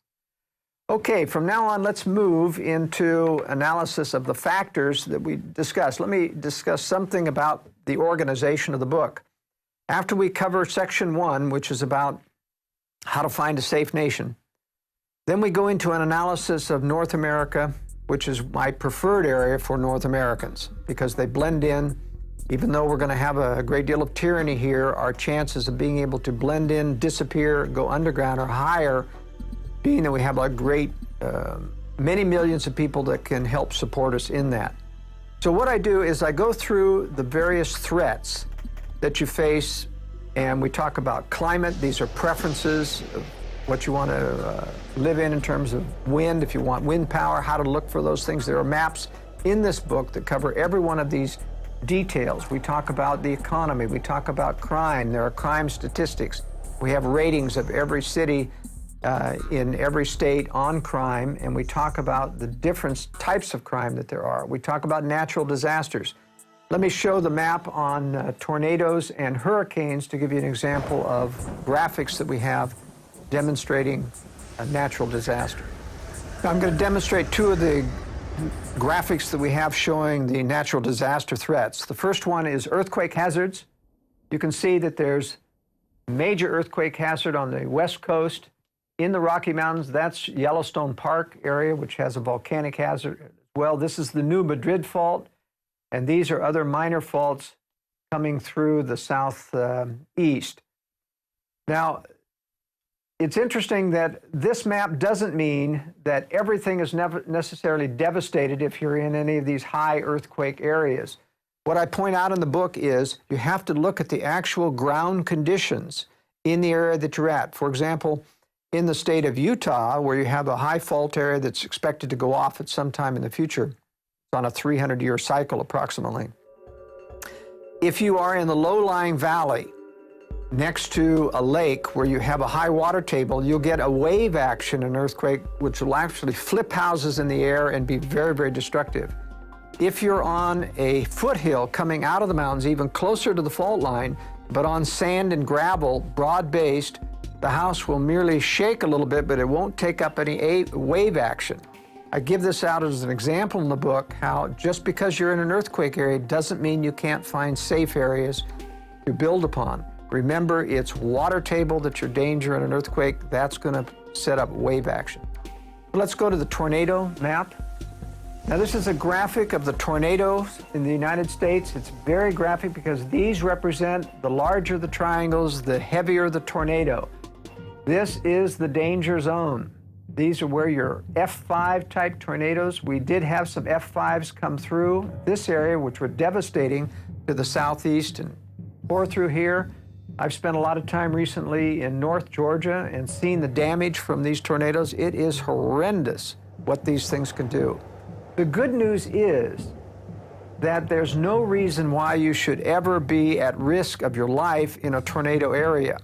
Buildings, yes, although you can design tornado-proof up to a level 4, nothing's guaranteed in an F5 tornado. But with the proper safe room built into your basement structure, there's no reason why you can't survive any tornadoes. This is part of what I call the amelioration strategy or contingency strategy. You can overcome some of these threats, like earthquake, by building stronger, flexible construction and tornadoes. And that's an example of old-timers having storable food, having firearms, just as a matter of course. They all had storm cellars, and then, oh, that's stupid to have, so people just wait and get killed now. Things really change. In the past, if there was a threat, people made a preparation for it, and it would double as a cellar for their canned goods or whatever. I remember after our recent interview on Infowars.com that I got an email from someone in California and laughing about our interview, saying, I remember the 60s when my father talked about everyone having a fallout shelter, and he was in the military, and he said, we don't need any of that. That's never going to happen here. And I responded to him, well, just remember, you've been warned when it happens. Not my fault that you weren't prepared. But my point is, if you live in Tornado Alley, like people in North Texas or in Kansas or Missouri or Oklahoma, and you know about the hundreds killed every year, just because you have a storm cellar doesn't mean that you think you're going to be hit. It's just, it's there as a backup. That's right. And the advantage, by the way, of building a secure home in these areas is that when you do a high security safe room in a basement with a concrete cap over it, you can tell the building department, if you're in an area that requires building permits, that this is a storm shelter. You have that excuse. You don't have that excuse in areas where there aren't tornadoes. And so it does allow you to avoid talking about having a high security room. And of course, when we design these, we make sure that we don't design all the details into the plans. You simply put a box in concrete, and you don't put any of the facilities in. You call it storage, or you call it a tornado shelter. And then you put in the detailed equipment, which would make it obvious what its purpose is after the building permit process is through. I want to build a concealed fallout bunker. I recommend that everything be concealed. As I pointed out in my World Affairs brief, Obama's executive order detailing to federal agencies the confiscation of natural resources and foodstuffs in an emergency is based upon the National Defense Production Act of 1950. And even though that commandeering power has been removed and repealed in 2009, it'll be back at some other point at an appropriate crisis.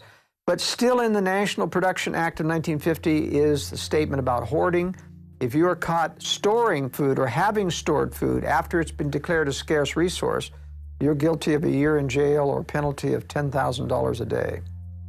So it is important, my point is, to have concealment, because someday I can guarantee you the government will come to call for your hard-earned stored materials and confiscate them unless you've got them concealed. What about these buried capsules that I've seen, like in movies like The Road, but I know they really sell them, where it's just a hatch and it's basically like a buried gasoline drum type system like they'd have at a gas station underground. You have the hole dug, then you have somebody place it, you cover it up. I mean, just for absolute emergencies. Is that one of the more inexpensive ways?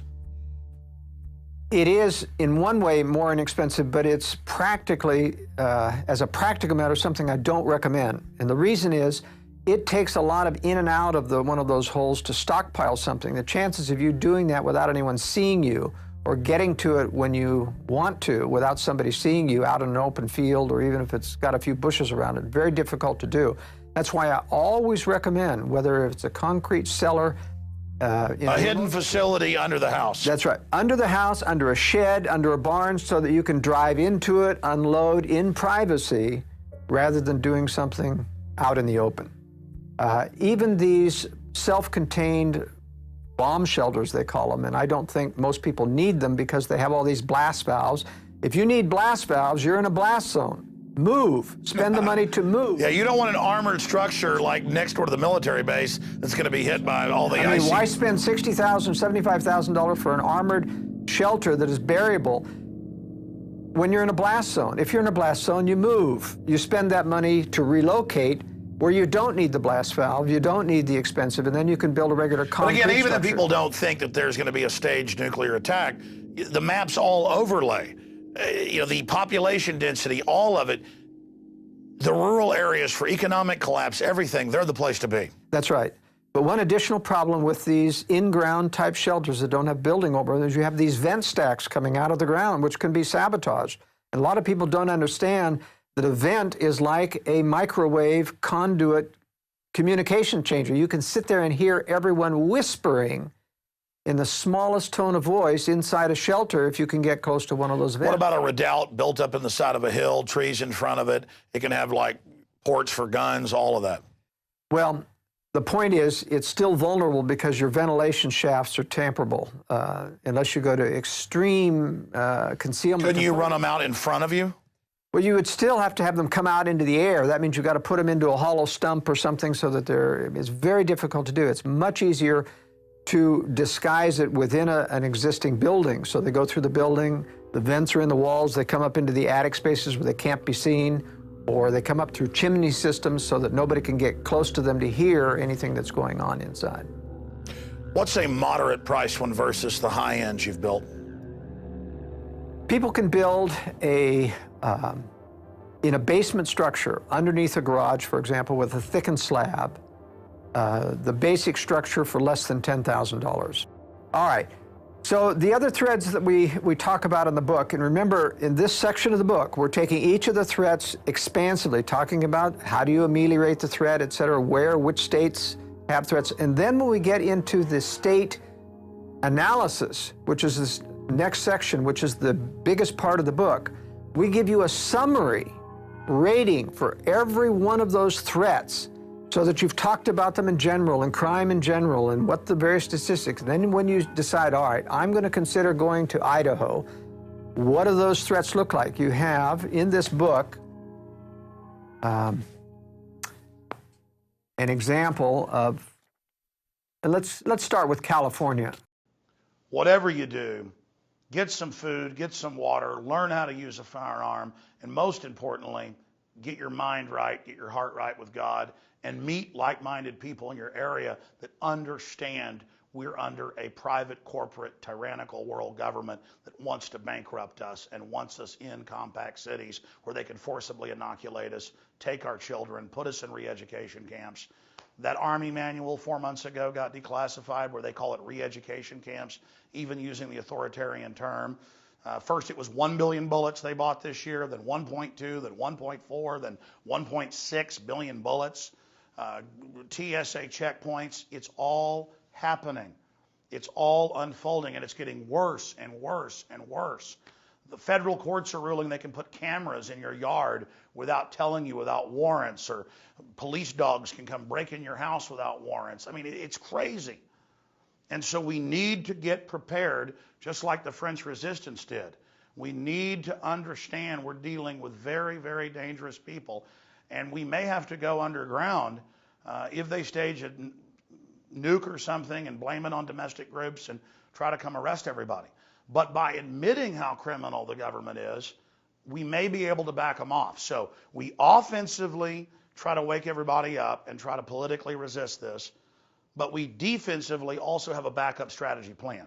And that's what Strategic Relocation, 3rd edition, the book, and the new film, Strategic Relocation, are all about. Secure your copies at InfoWarsStore.com today. We now return to Strategic Relocation. In California, this is an example of how we rate each one of the threats. You go through, and they're delineated here. You have the climate. You have a synopsis of the climate. You have a synopsis of the density population and how many people per square mile average in the state. You have a cost of living index, tells you how expensive it is. California is very high. You have a private land availability discussion. So we know how much of the land is private versus federal. Most of your western states have up to 50 to 70% of the land in federal hands. We have a discussion about building codes. These are things that you get in no other analysis. No other book has ever covered this kind of detail. It's a full spectrum breakdown from every angle, no matter where you are. Let's say you got to stay there. It gives you the best areas even in that sub-region. For example, building codes are very important because if you're in a very onerous area with a lot of building codes where they want to know everything about your building, it's very difficult to conceal the secret things that you're going to have because you've got to have some plumbing pipes down there in that secure room. You label it storage, and an intrusive building department starts to say, what's this plumbing for? If you're going to have a bathroom there, you've got to have windows in this area. If you don't have windows, it's not habitable, and we'll come in and inspect to make sure you don't habitate it. They don't have a code, a good code for fallout shelters, and you wouldn't want to declare them anyway. So building code section is very important. Some states actually have counties that don't require building codes. There are some in Texas, there are some in Idaho, there are some in New York that started all this building code in rural areas and rural counties. But I also point out in the building codes section of the book that you want to watch for states that have a uniform statewide building code. That means no matter how rural, the county is required to have a building code and a building department. If you don't have a statewide code, then most counties are able to say, we're not going to do that. And basically, that's Agenda 21. It's global, standardized coding, and you find out in these states that do that, it's federal, but really that's international. That's exactly right. So then we talk about food production. What's the length of the growing season? How capable are you versus altitude, soil, and other things? The health environment. We talk about pollution, the water quality. Talk about traffic. Just nobody has all of this criteria in their analysis of the competing books. What the traffic are in the key metros, because that really affects your ability to get out of Dodge when you need to. We give a political rating, how liberal, how conservative the state is. We talk about taxes. We give a synopsis. There's a whole chapter on taxes. Which are the no income tax states? What are the income tax rates?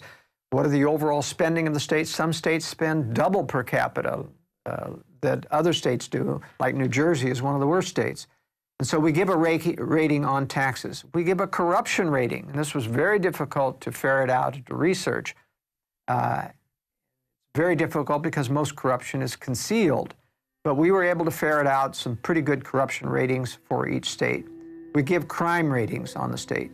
Personal liberty ratings, we rate it from 1 to 5. California is low. We give a gun liberty rating. California is terrible.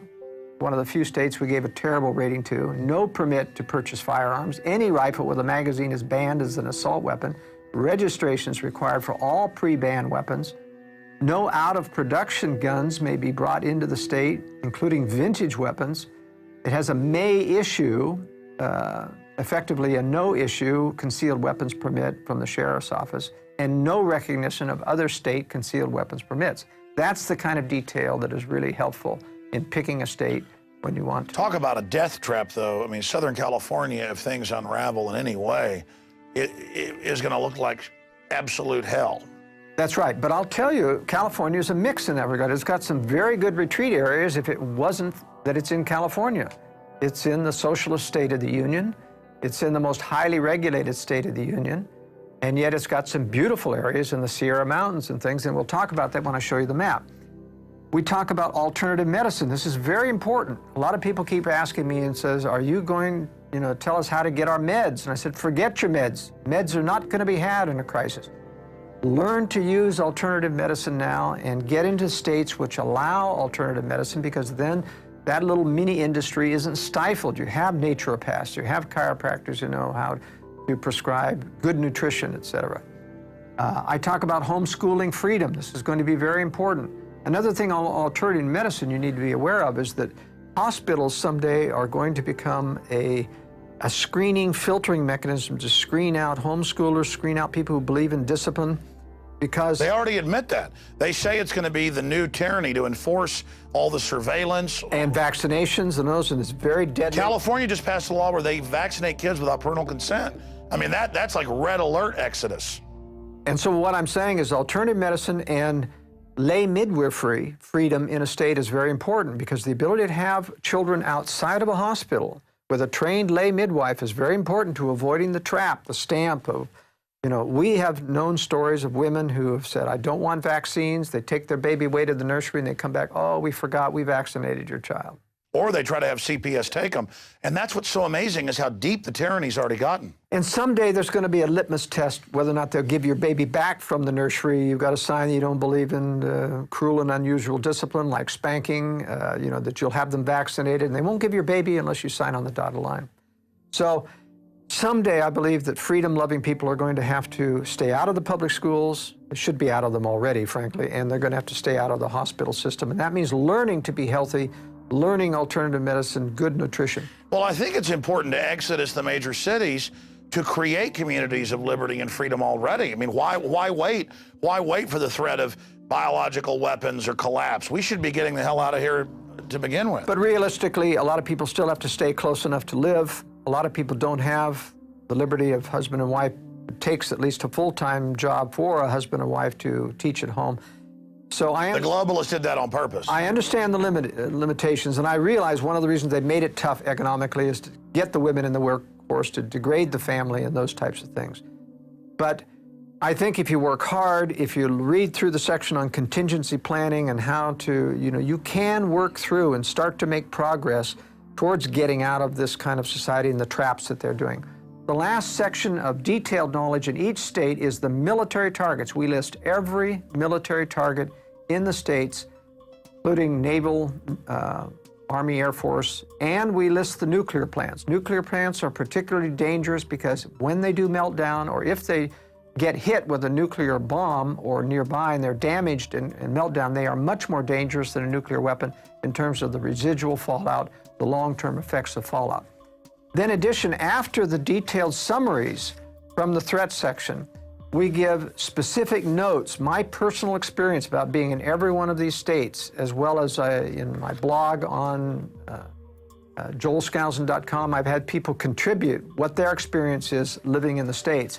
And then one of the most valuable sections of the book is city-state specific strategies, or city-specific strategies, meaning for every major metro area in every state, I go through and explain where are the best places relative to that metro area to relocate relative to the outflows of refugees and how to avoid the bad areas. So this is a sub-strategy. If you can't afford to move out in the middle of nowhere immediately, you find those pockets that are nearby to the major metro areas. And I point out the areas that are away from the refugee flows and the specific areas around the city. This is very valuable information. Nobody else does it. So many of the other survival communities simply says, get out, there's no other choice, you're going to die if you stay. I have to be more realistic. I've lived with this. I've worked with people for 40 years, consulting and building residences. I realize that even the best intentioned person who believes like you and I sometimes can't leave, and I want to provide the information that allows them to survive. I need to be in a major city to be able to find a pool of skilled people to do what I do in the media, to be on the offense, not just on the defense, but you're on the offense while you're building the defense as well. That way you're not all offense or all defense. Exactly. Now let's go to the California map and we'll tell you what one of these beautiful graphics looks like. I show in each of these graphics the nuclear targets in the adjoining states as well as within the state itself. And I show the predominant wind direction of those particular targets. You can see that states, areas like San Diego, that's really a dead city. As beautiful as it is, that's where I was born. But with all of the military bases there, multiple targets, nuclear weapons there, that city's going to be toast. Long Beach is still a target in Los Angeles, and there's a few others. Vandenberg Air Force Base, where the missile rocket launches are. There's a few around San Francisco.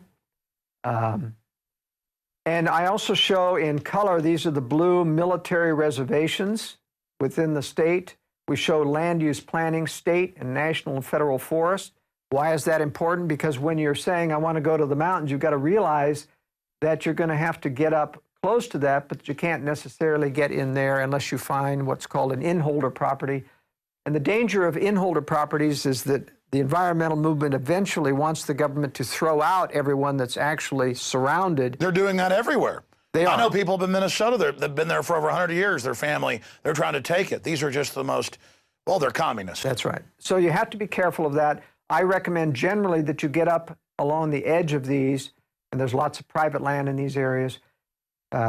California has some beautiful retreat areas, abundant water, beautiful forests. They make for good vacation retreat cabins. Their only problem is you have these high density population areas and they're all heading for the hills when something happens. So the chances of getting overwhelmed are good. Better chances of reversing that are to get on the backside of the Sierras so that people have to get over the mountains to get to you. That cleans out and reduces a lot of the people that... It's like a filter. That's right. It's like a filter.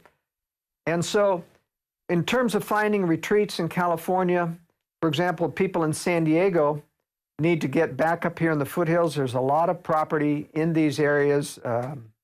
Even though it looks totally green, there's a tremendous amount of private land in that area. And you get behind the mountains so that you're blast zone protected.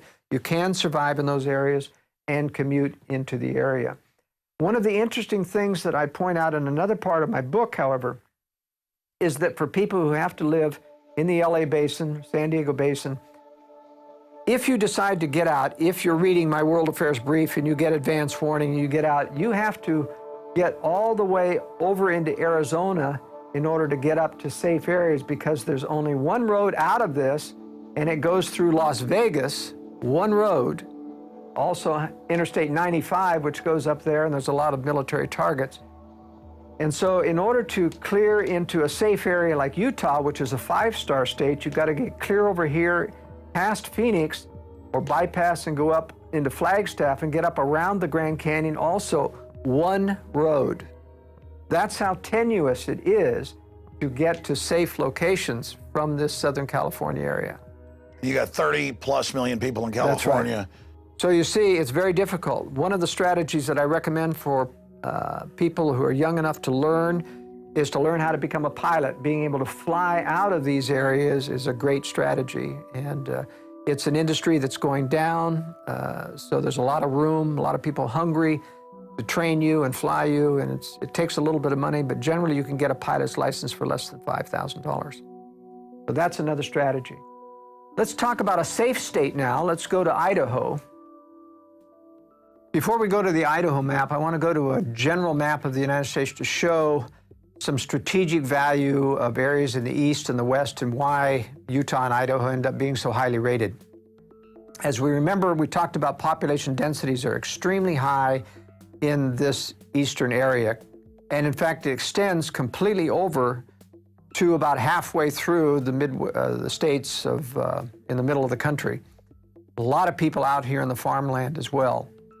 Because of that high population density, none of these states rate anything above 3 in the East Coast. Tennessee is the highest rated state because it's got the Cumberland Plateau. There's this big Appalachian mountain chain here, which kind of is a blocking area for the major population center here. The Cumberland Plateau in Tennessee is a high 1,000-foot plateau. People will tend to infiltrate through the mountains, over the mountains, through the valleys. And when they get into the Tennessee valleys, they're very tempting to stay in the valleys. Nobody wants to climb up a 1,000-foot plateau where there's not a lot of people. That's one of the reasons why this is very good. For the Northeast, they need, there's this Northeast region of the wooded areas of Maine, New Hampshire, and Vermont, and upstate New York.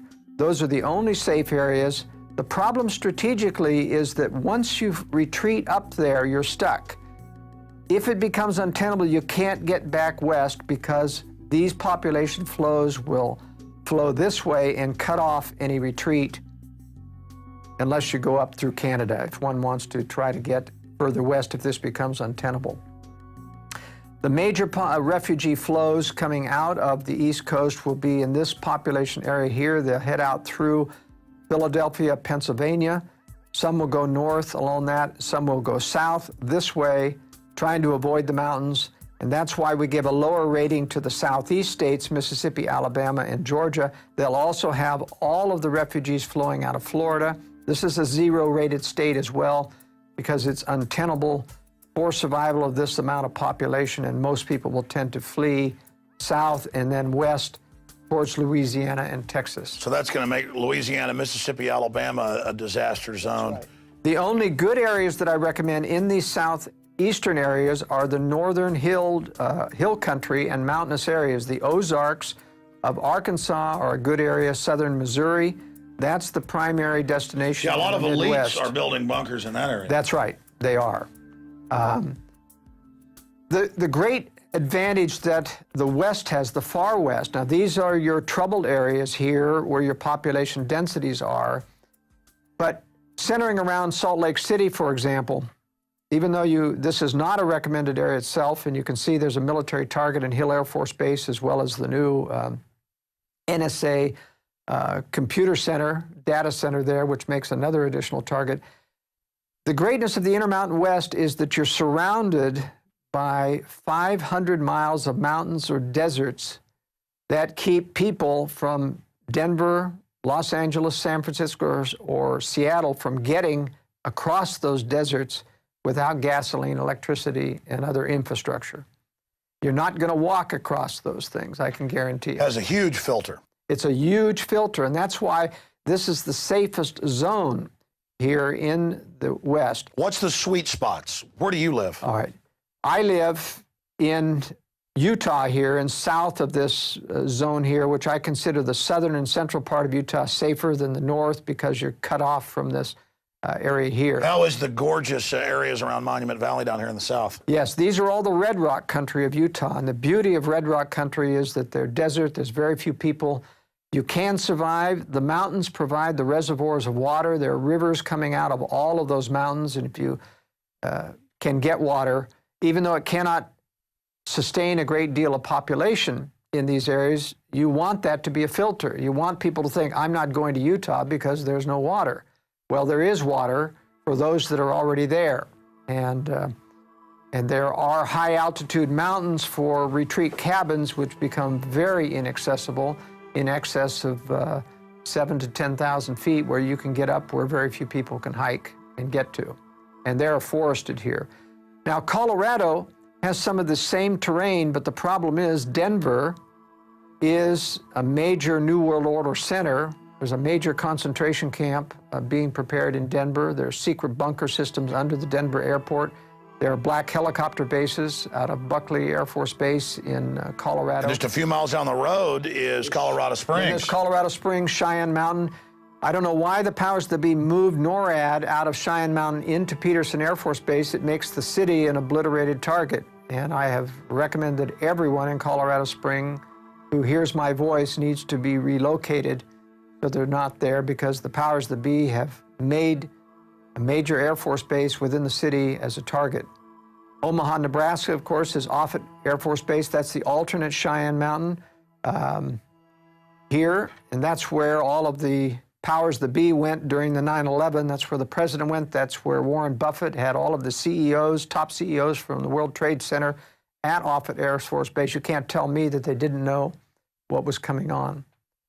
Now, Montana, Idaho, and Wyoming are, to a certain extent, in many regards, better than Utah. I got to stop you. How weird is that? It was in the news that they had hundreds of these top people. Before it even happened, they were all there for a special announcement. What was said in that hangar?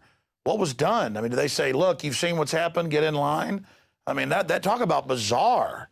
It is. Unfortunately, nobody's talked. We don't know. They won't give a list of who was there, although we do know that some of the CEOs that survived were at Offutt Air Force Base. Yeah, who would have been in the World Trade Centers that day? That's right, who would have been in the World Trade. They had advance notice. Now, I'm not saying that everyone who left knew what was happening to the World Center, but certainly Buffett knew. Certainly, he's shown himself to be an insider player. And that's the excuse to get him out. And plus, they're acting secretive about it. That shows you something was going on. That's right. So there are some advantages to being to the north in more hostile climate in terms of, and this is the area right here, which Jim Rawls of the Survival Blog has his redoubt, which he feels is the safest area, but that's from a military standoff point of view. I don't subscribe necessarily to that for most people. Very few people are capable of engaging in a military standoff. I also give high credence to areas that have a high population base of people of the Mormon faith because they're preparedness oriented. They have a lot of food storage, a lot more than the population in general. Shifting gears, I noticed Montana and North Dakota has incredible nuke strike points. That's right. These are where your missile fields are still remaining in the United States, and that's why I give a very poor rating to anything in this area here. But there's a mountain range separating this safe area here, and that is not a missile strike area. That's a Bureau of Land Management area here. But this is where Pastor Chuck Baldwin went with his people, Whitefish, Montana, Kalispell, Montana. It's a very good area. The problem with these areas, they are very safe. They are a long distance away from, how should I say, civilization. So you got to take 2 hops to get to a major port like Seattle or other place where you can fly out. So if you're running a business, if you have to travel, that's why for most people, this area around Salt Lake City, even though I don't recommend the city itself, this area is much more user-friendly in terms of getting... Moving quickly, tell me about the Midwest. Tell me about Austin, where we're at. Tell me about... All right, so Texas, and what I really need to do is shift to a different map here. These are the safe areas outlined in yellow here. And let's talk about Texas a little bit. We have accentuated, this has been enhanced graphically to show population in red. Every one of these dots are thousands of people. And what we've shown here is like an arterial system. This is where your danger zones are, where large population centers are. San Antonio is a large one. Dallas-Fort Worth is the largest. Houston is a large one here. And you have to realize that those population centers, when these cities die through cutoff of supplies and infrastructure, are going to get out in the hinterland. Most people are going to try to follow roads to get to a place where they have relatives or they know other people. They're not going to make it. The freeways are going to be crowded. They're going to run out of gasoline. They're going to run out of food. And then they're going to start to go north and south of those freeways. And that's why these areas here are away from those patterns. This in the southeast Texas area, the pine forest, this is beautiful country around Palestine, Texas, etc. Yeah, we've got a ranch right there. Yeah.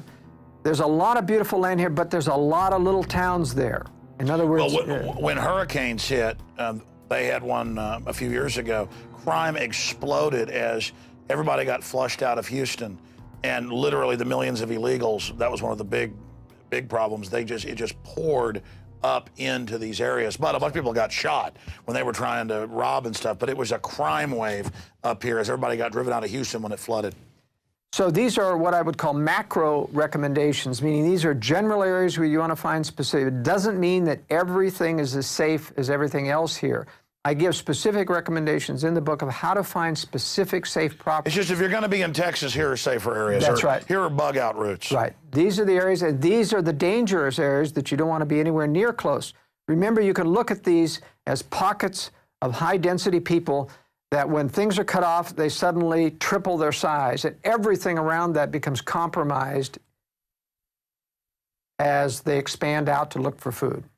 So even though you may right now have a real nice piece of property outside of Austin, if you're 20 minutes away, the chances are it's going to get overwhelmed at some point. So you need a leapfrog strategy for minor, moderate catastrophes. You can survive 20 minutes out, but then you need a cabin out there in the hill country further on that's out there so far that nobody's going to walk to it. That's the basic strategy.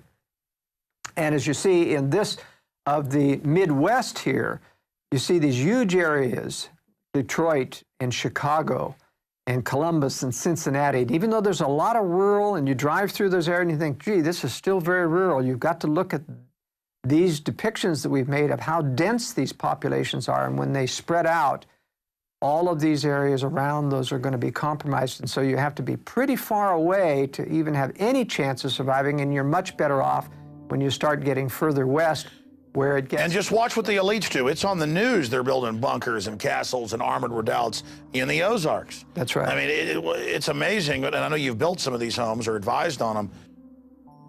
That's right. So let's go to Idaho then, if you want to bring up the map of Idaho, and we'll talk about a safe state and some specific areas in this. Now, Idaho has Boise here, which is the only economically viable area for people who have high-income jobs, technical jobs. Boise is kind of a new technical center. This is a beautiful farming valley along the Snake River, Good areas on either side of this. This is all irrigated farmland. This is a little better out here in terms of being away from the main freeways. Very few people come up this way, but this is a beautiful retreat area here. Lots of farmlands here. This is Jackson Hole over here, which is not a good area, but this is a beautiful mountained forested area here where lots of high mountain cabins, and yet you can grow crops down here in this area. This, however, this just shows how I point out in the book, climate plays a role. This is the Rocky Chain coming down here, and then it goes down into Utah. Your cold mountain air from Canada comes sweeping down in here, and you get some very severe cold winters. These areas are almost 15 degrees warmer in the winter than these areas because these mountains keep this cold air from coming back into this area. This is a banana belt here in Idaho around Lewiston. One of the top retreat areas here is along the Nez Perce River. This is where Kuskia is. This is the Nez Perce Indian Reservation, which I don't recommend you get on because of the sensitivity of minorities taking back their land, even if they contract with you. But here you get Columbia River, moist northwest air. You get trees growing down at the 2,500 foot level, conifer trees, whereas here in the high mountain and in Utah, you don't get conifers up till 6,000 feet. It takes snow to melt to grow conifers. But here you get enough rain from the northwest coming over that you have a microcosm. This is like northwest climate, clear up here into the panhandle of Idaho. A lot of beautiful areas here, Boundary County, around Sandpoint, Idaho, no building codes up in Boundary County. This is where Hayden Lake is, where the Aryan Nation was. They have been rooted out. This was a government operation of playing like they were neo-Nazis. They had hired Pastor Butler to run that organization, but they're cleared out now and gone. So this is healing. I don't normally ever recommend people get around a government-operated survivalist or phony survivalist community because it gives the whole... And they're looking to set people up. And they're looking to set people up. So you don't want to join survivalist groups that are very public, militia groups. You want to be supportive, but if you join, all of those organizations get infiltrated. Very dangerous to be a part of it. So I recommend informal networks of people. This concludes the main body of the documentary film Strategic Relocation with Joel Skousen. If you get the DVD at InfoWarsStore.com for your library, it has an expanded extras section dealing with securing the home itself. That is really just a gateway into truly securing your home. And Joel Skousen breaks that down in his book, The Secure Home, also available at InfoWarsStore.com. And of course, of all of these materials that Joel Skousen's produced, the book itself is simply amazing, and everyone needs to have this. I know I certainly have multiple copies in my home and also in my car because it serves as an amazing roadmap in major cities for routes that the general public doesn't use in case of large traffic jams, and just dozens of other things. Water quality in the area, nuclear reactors, military base sites, where foreign nuclear attacks are targeted. Hats off to Joel Skousen and his team for putting together these books, and hats off to my team, Rob Jacobson, Darren McBreen, Rob Dew, and the rest of the InfoWars crew for putting together Strategic Relocation, the film. So again, I invite all of you to start getting prepared today. The journey of 1,000 miles starts with a single step, and things that you think are really hard to do are actually easier than you think and quite exciting. Last week on the radio, in closing, I told the story of how I would go on the hike and bike trail and hike, and I see people running on really rough trails with no shoes.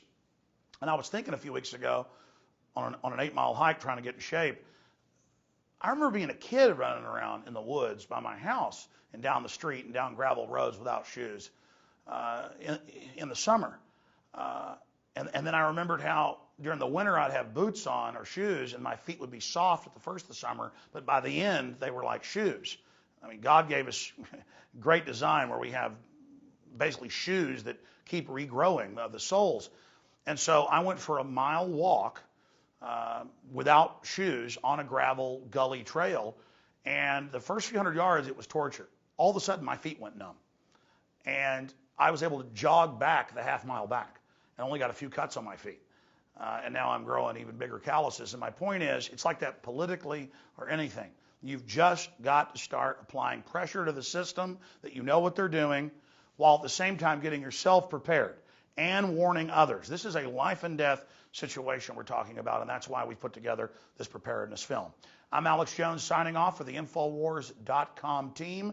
Please use the internet and this information while it's still here. The system is moving towards curtailing free speech, not just here, but worldwide. So let's go to the East Coast now, Alex, and explain one of the more difficult states to get out of and live in. We're going to talk about New Jersey. New Jersey is a zero-rated state, like Florida and Hawaii. It's just got a tremendous amount of difficulties to overcome. It isn't to say there aren't some nice rural farm areas in New Jersey, but New Jersey has the problem that it's backed up by all of this population center, Staten Island, Manhattan, and everybody's going out through Jersey even to get up towards New York. So this is one of the most difficult things to consider as well when you consider you've got Philadelphia right here, so that you're sandwiched, and even people trying to go this way is going to run smack into the social unrest of Philadelphia. Going down south in terms of retreats is a problem because you've got this Delaware River coming up here. You're cut off except for a few bridges.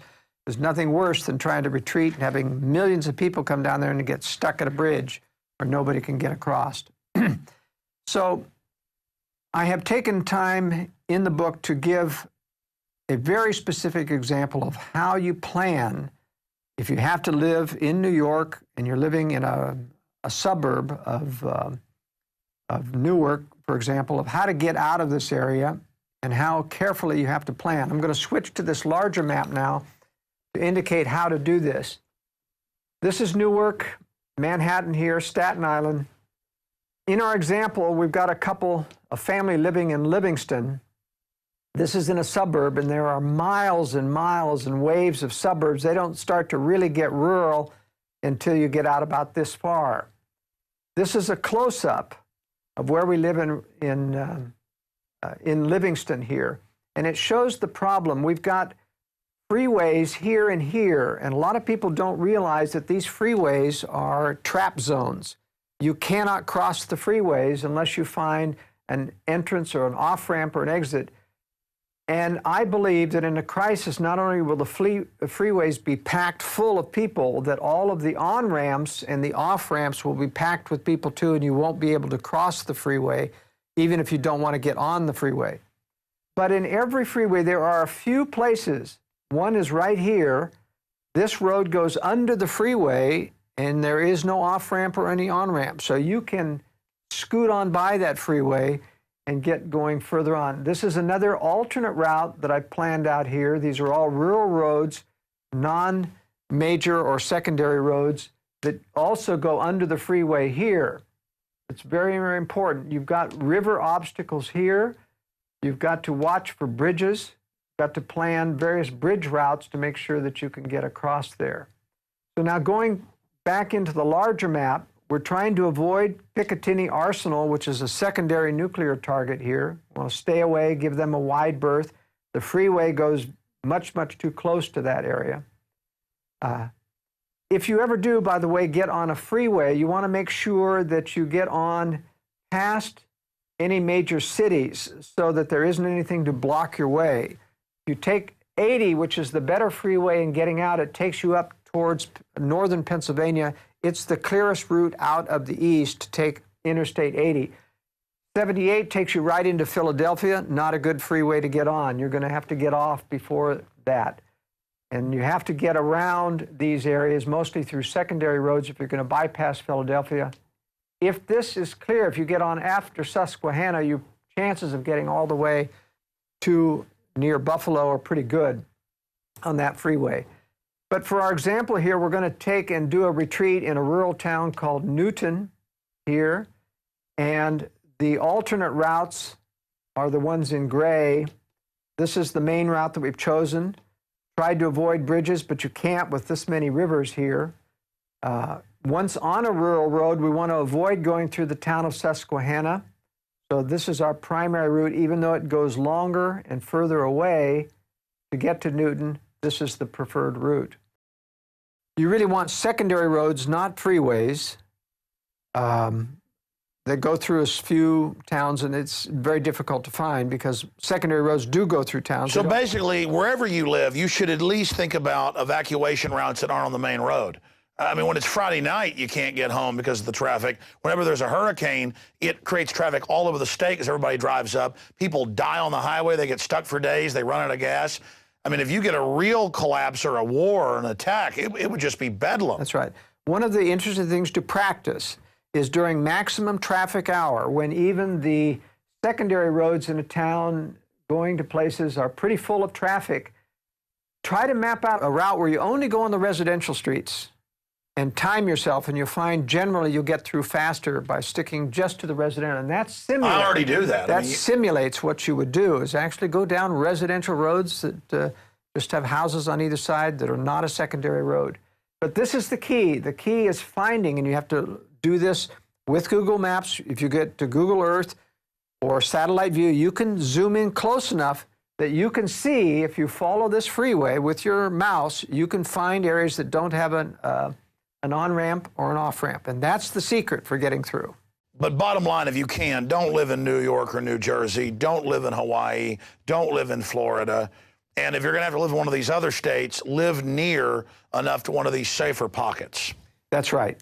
And what I tell people is that you do have time. I'm convinced that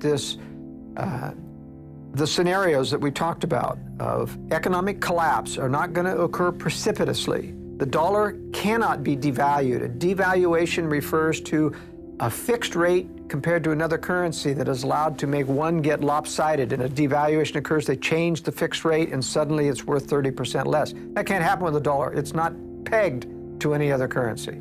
Other currencies are pegged to the dollars that have fixed rates. They can collapse. So the dollar's the world reserve currency. All they can do is slowly debase it. That's right. That's all they can do. And the base is so big that it's going to take a long while to debase $400 trillion and turn it into. But it's causing the other currencies to accelerate their debasement. So that's that. The experts think there's some trigger point where it accelerates the devaluation. Well, I'm not so sure, because we have to remember that the other currencies love U.S. inflation. That allows them to hide their increased inflation and still stay equal with the dollar. So there really aren't a lot of people in international banking services that are against dollar devaluation. Bottom line, the globalists have thought this out. They have thought this out. They're protecting themselves. It's got a long way to go. I'm predicting a downhill slide till they have an exit strategy. War will solve it all. Then they can erase it all. They can erase it all. Force majeure. We walk away blameless. But here's the question. Why are they digging in? People say, Alex, why are you concerned about this? Why are the elite digging in? Because they don't want, and they know that the world population, especially the U.S. population, will not accept boiling the frog forever. At some point, they will rebel. I'll tell you, when they have to go defend a wetlands violation in The Hague and hire an international attorney, you're going to have hell to pay politically. They're going to say, get us out of that treaty, get us out. We demand to remove from the United Nations. That would start to happen if they really started. They've got us under UNESCO trying to ban people doing chores on the farm. Again, they know, I agree with you, they're accelerating their program. I agree, they want to do it long term, but it's a catch-22. Long term, yeah, they can get it done, but they don't have long term because we're checkmating them. So it's almost like the Patriot Liberty movement is so successful, we're almost driving them into a confrontation. Where they have to choose war as the ultimate thing to knock down the opposition. The war knocks down all opposition. So then why not go ahead and give in to them? I'm not saying that, but if we're driving them into doing this, which I agree, then why do we do the right thing? Because justice be done, may the heavens fall. We can't give in. It's against our principles. We can't just walk in and say we give up. So it's better to confront them and force them to react on our turf than to just lay down. Absolutely, because at least we build a remnant. This is to me, it doesn't matter if I don't believe that we can win back the whole nation. My purpose is to do what's right, convert as many people as possible, leave the rest up to the Lord, create a remnant, and out of that remnant, He can inspire them to band together to build liberty anew. But I believe personally that we'll build liberty anew in pockets, not as an entire nation. A nation has to go through tribulation, retribution, collapse and fall before it rises again. And it starts like the U.S. did, as a pocket. You didn't, and you can't reform London. You couldn't reform England. They tried for nearly 100 years. But you create the pockets on common sense and biblical principles, and then it expands again. That's right. We have no other colonies. There's no more Americas to discover, but there are out-of-the-way wilderness places. It's like rediscovering freedom, colonies of freedom. That's right. And we're going to build colonies of freedom around the world, and most of them are going to be in the United States because that's where most of the freedom, educated, loving But they'll people have are. such success that it will then become an example. Instead of America now being this model of evil, did you see where the communist Chinese used the NDAA as an excuse to pass a similar law? Yes, yes. I mean, now America's gone from the light on the hill to this dark light. And in fact, the Russians themselves have increased their sophistication about the use of conspiracy and feigning weakness through watching the American globalists do it to us. And in fact, that's what Russia today, RT television, is focusing its attention on American conservatives. American conservatives keep thinking, wow, we got a television station that tells the truth. Well, they're not telling the truth because they like us. They know that it will foment division, and they hope to capitalize on that someday. But these KGB disinformation outfits are not our friend, even though they tell the truth a good portion of the time. I've noticed they let me on RT America that's just focused here. They do not have That's me. right. They do not have me on the big global one that's actually on broadcast TV in Europe. Watson says, because I have guys that work for me over in England, or they contract for me over there writing articles, great minds, and they say, yeah, this is on broadcast TV here. It's not just on cable, but that's the big RT. But they'll have me on to talk about it here, but it's compartmentalized. That's right. Absolutely. So my message to your audience here today is prepare wisely in advance. I've got plenty of information about doing contingency planning, that you don't have to make the leap before you're ready, but do it wisely, prepare stages. There's dozens of strategies that people can implement successfully, evade these problems, get out of town when you need to, but they need to read the book. They do. And the book, ladies and gentlemen, is available at Infowars.com. Strategic Relocation, North American Guide to Safe Places, 3rd edition. And also when you order it at Infowars.com, you'll get other evil contraband like a pocket constitution, Infowars bumper stickers, free added to that. We also carry books on Agenda 21 and a lot more at Infowars.com. But this is invaluable. It's the best book out there, and that's why I'm promoting it. I also hope you'll get copies of this DVD presentation and give it to everyone you know, so they'll at least start the process of thinking about protecting themselves, because the government can't and won't protect you. It is up to you in the final equation. That's it for this extended breakdown. Great job, Joel Skousen of World Affairs Brief. We're going to also have some extras here on the DVD that expand on how to secure your redoubt or your bug out location, that cabin, if you're able to secure it. So that's coming up in the expanded extras. Thank you for watching.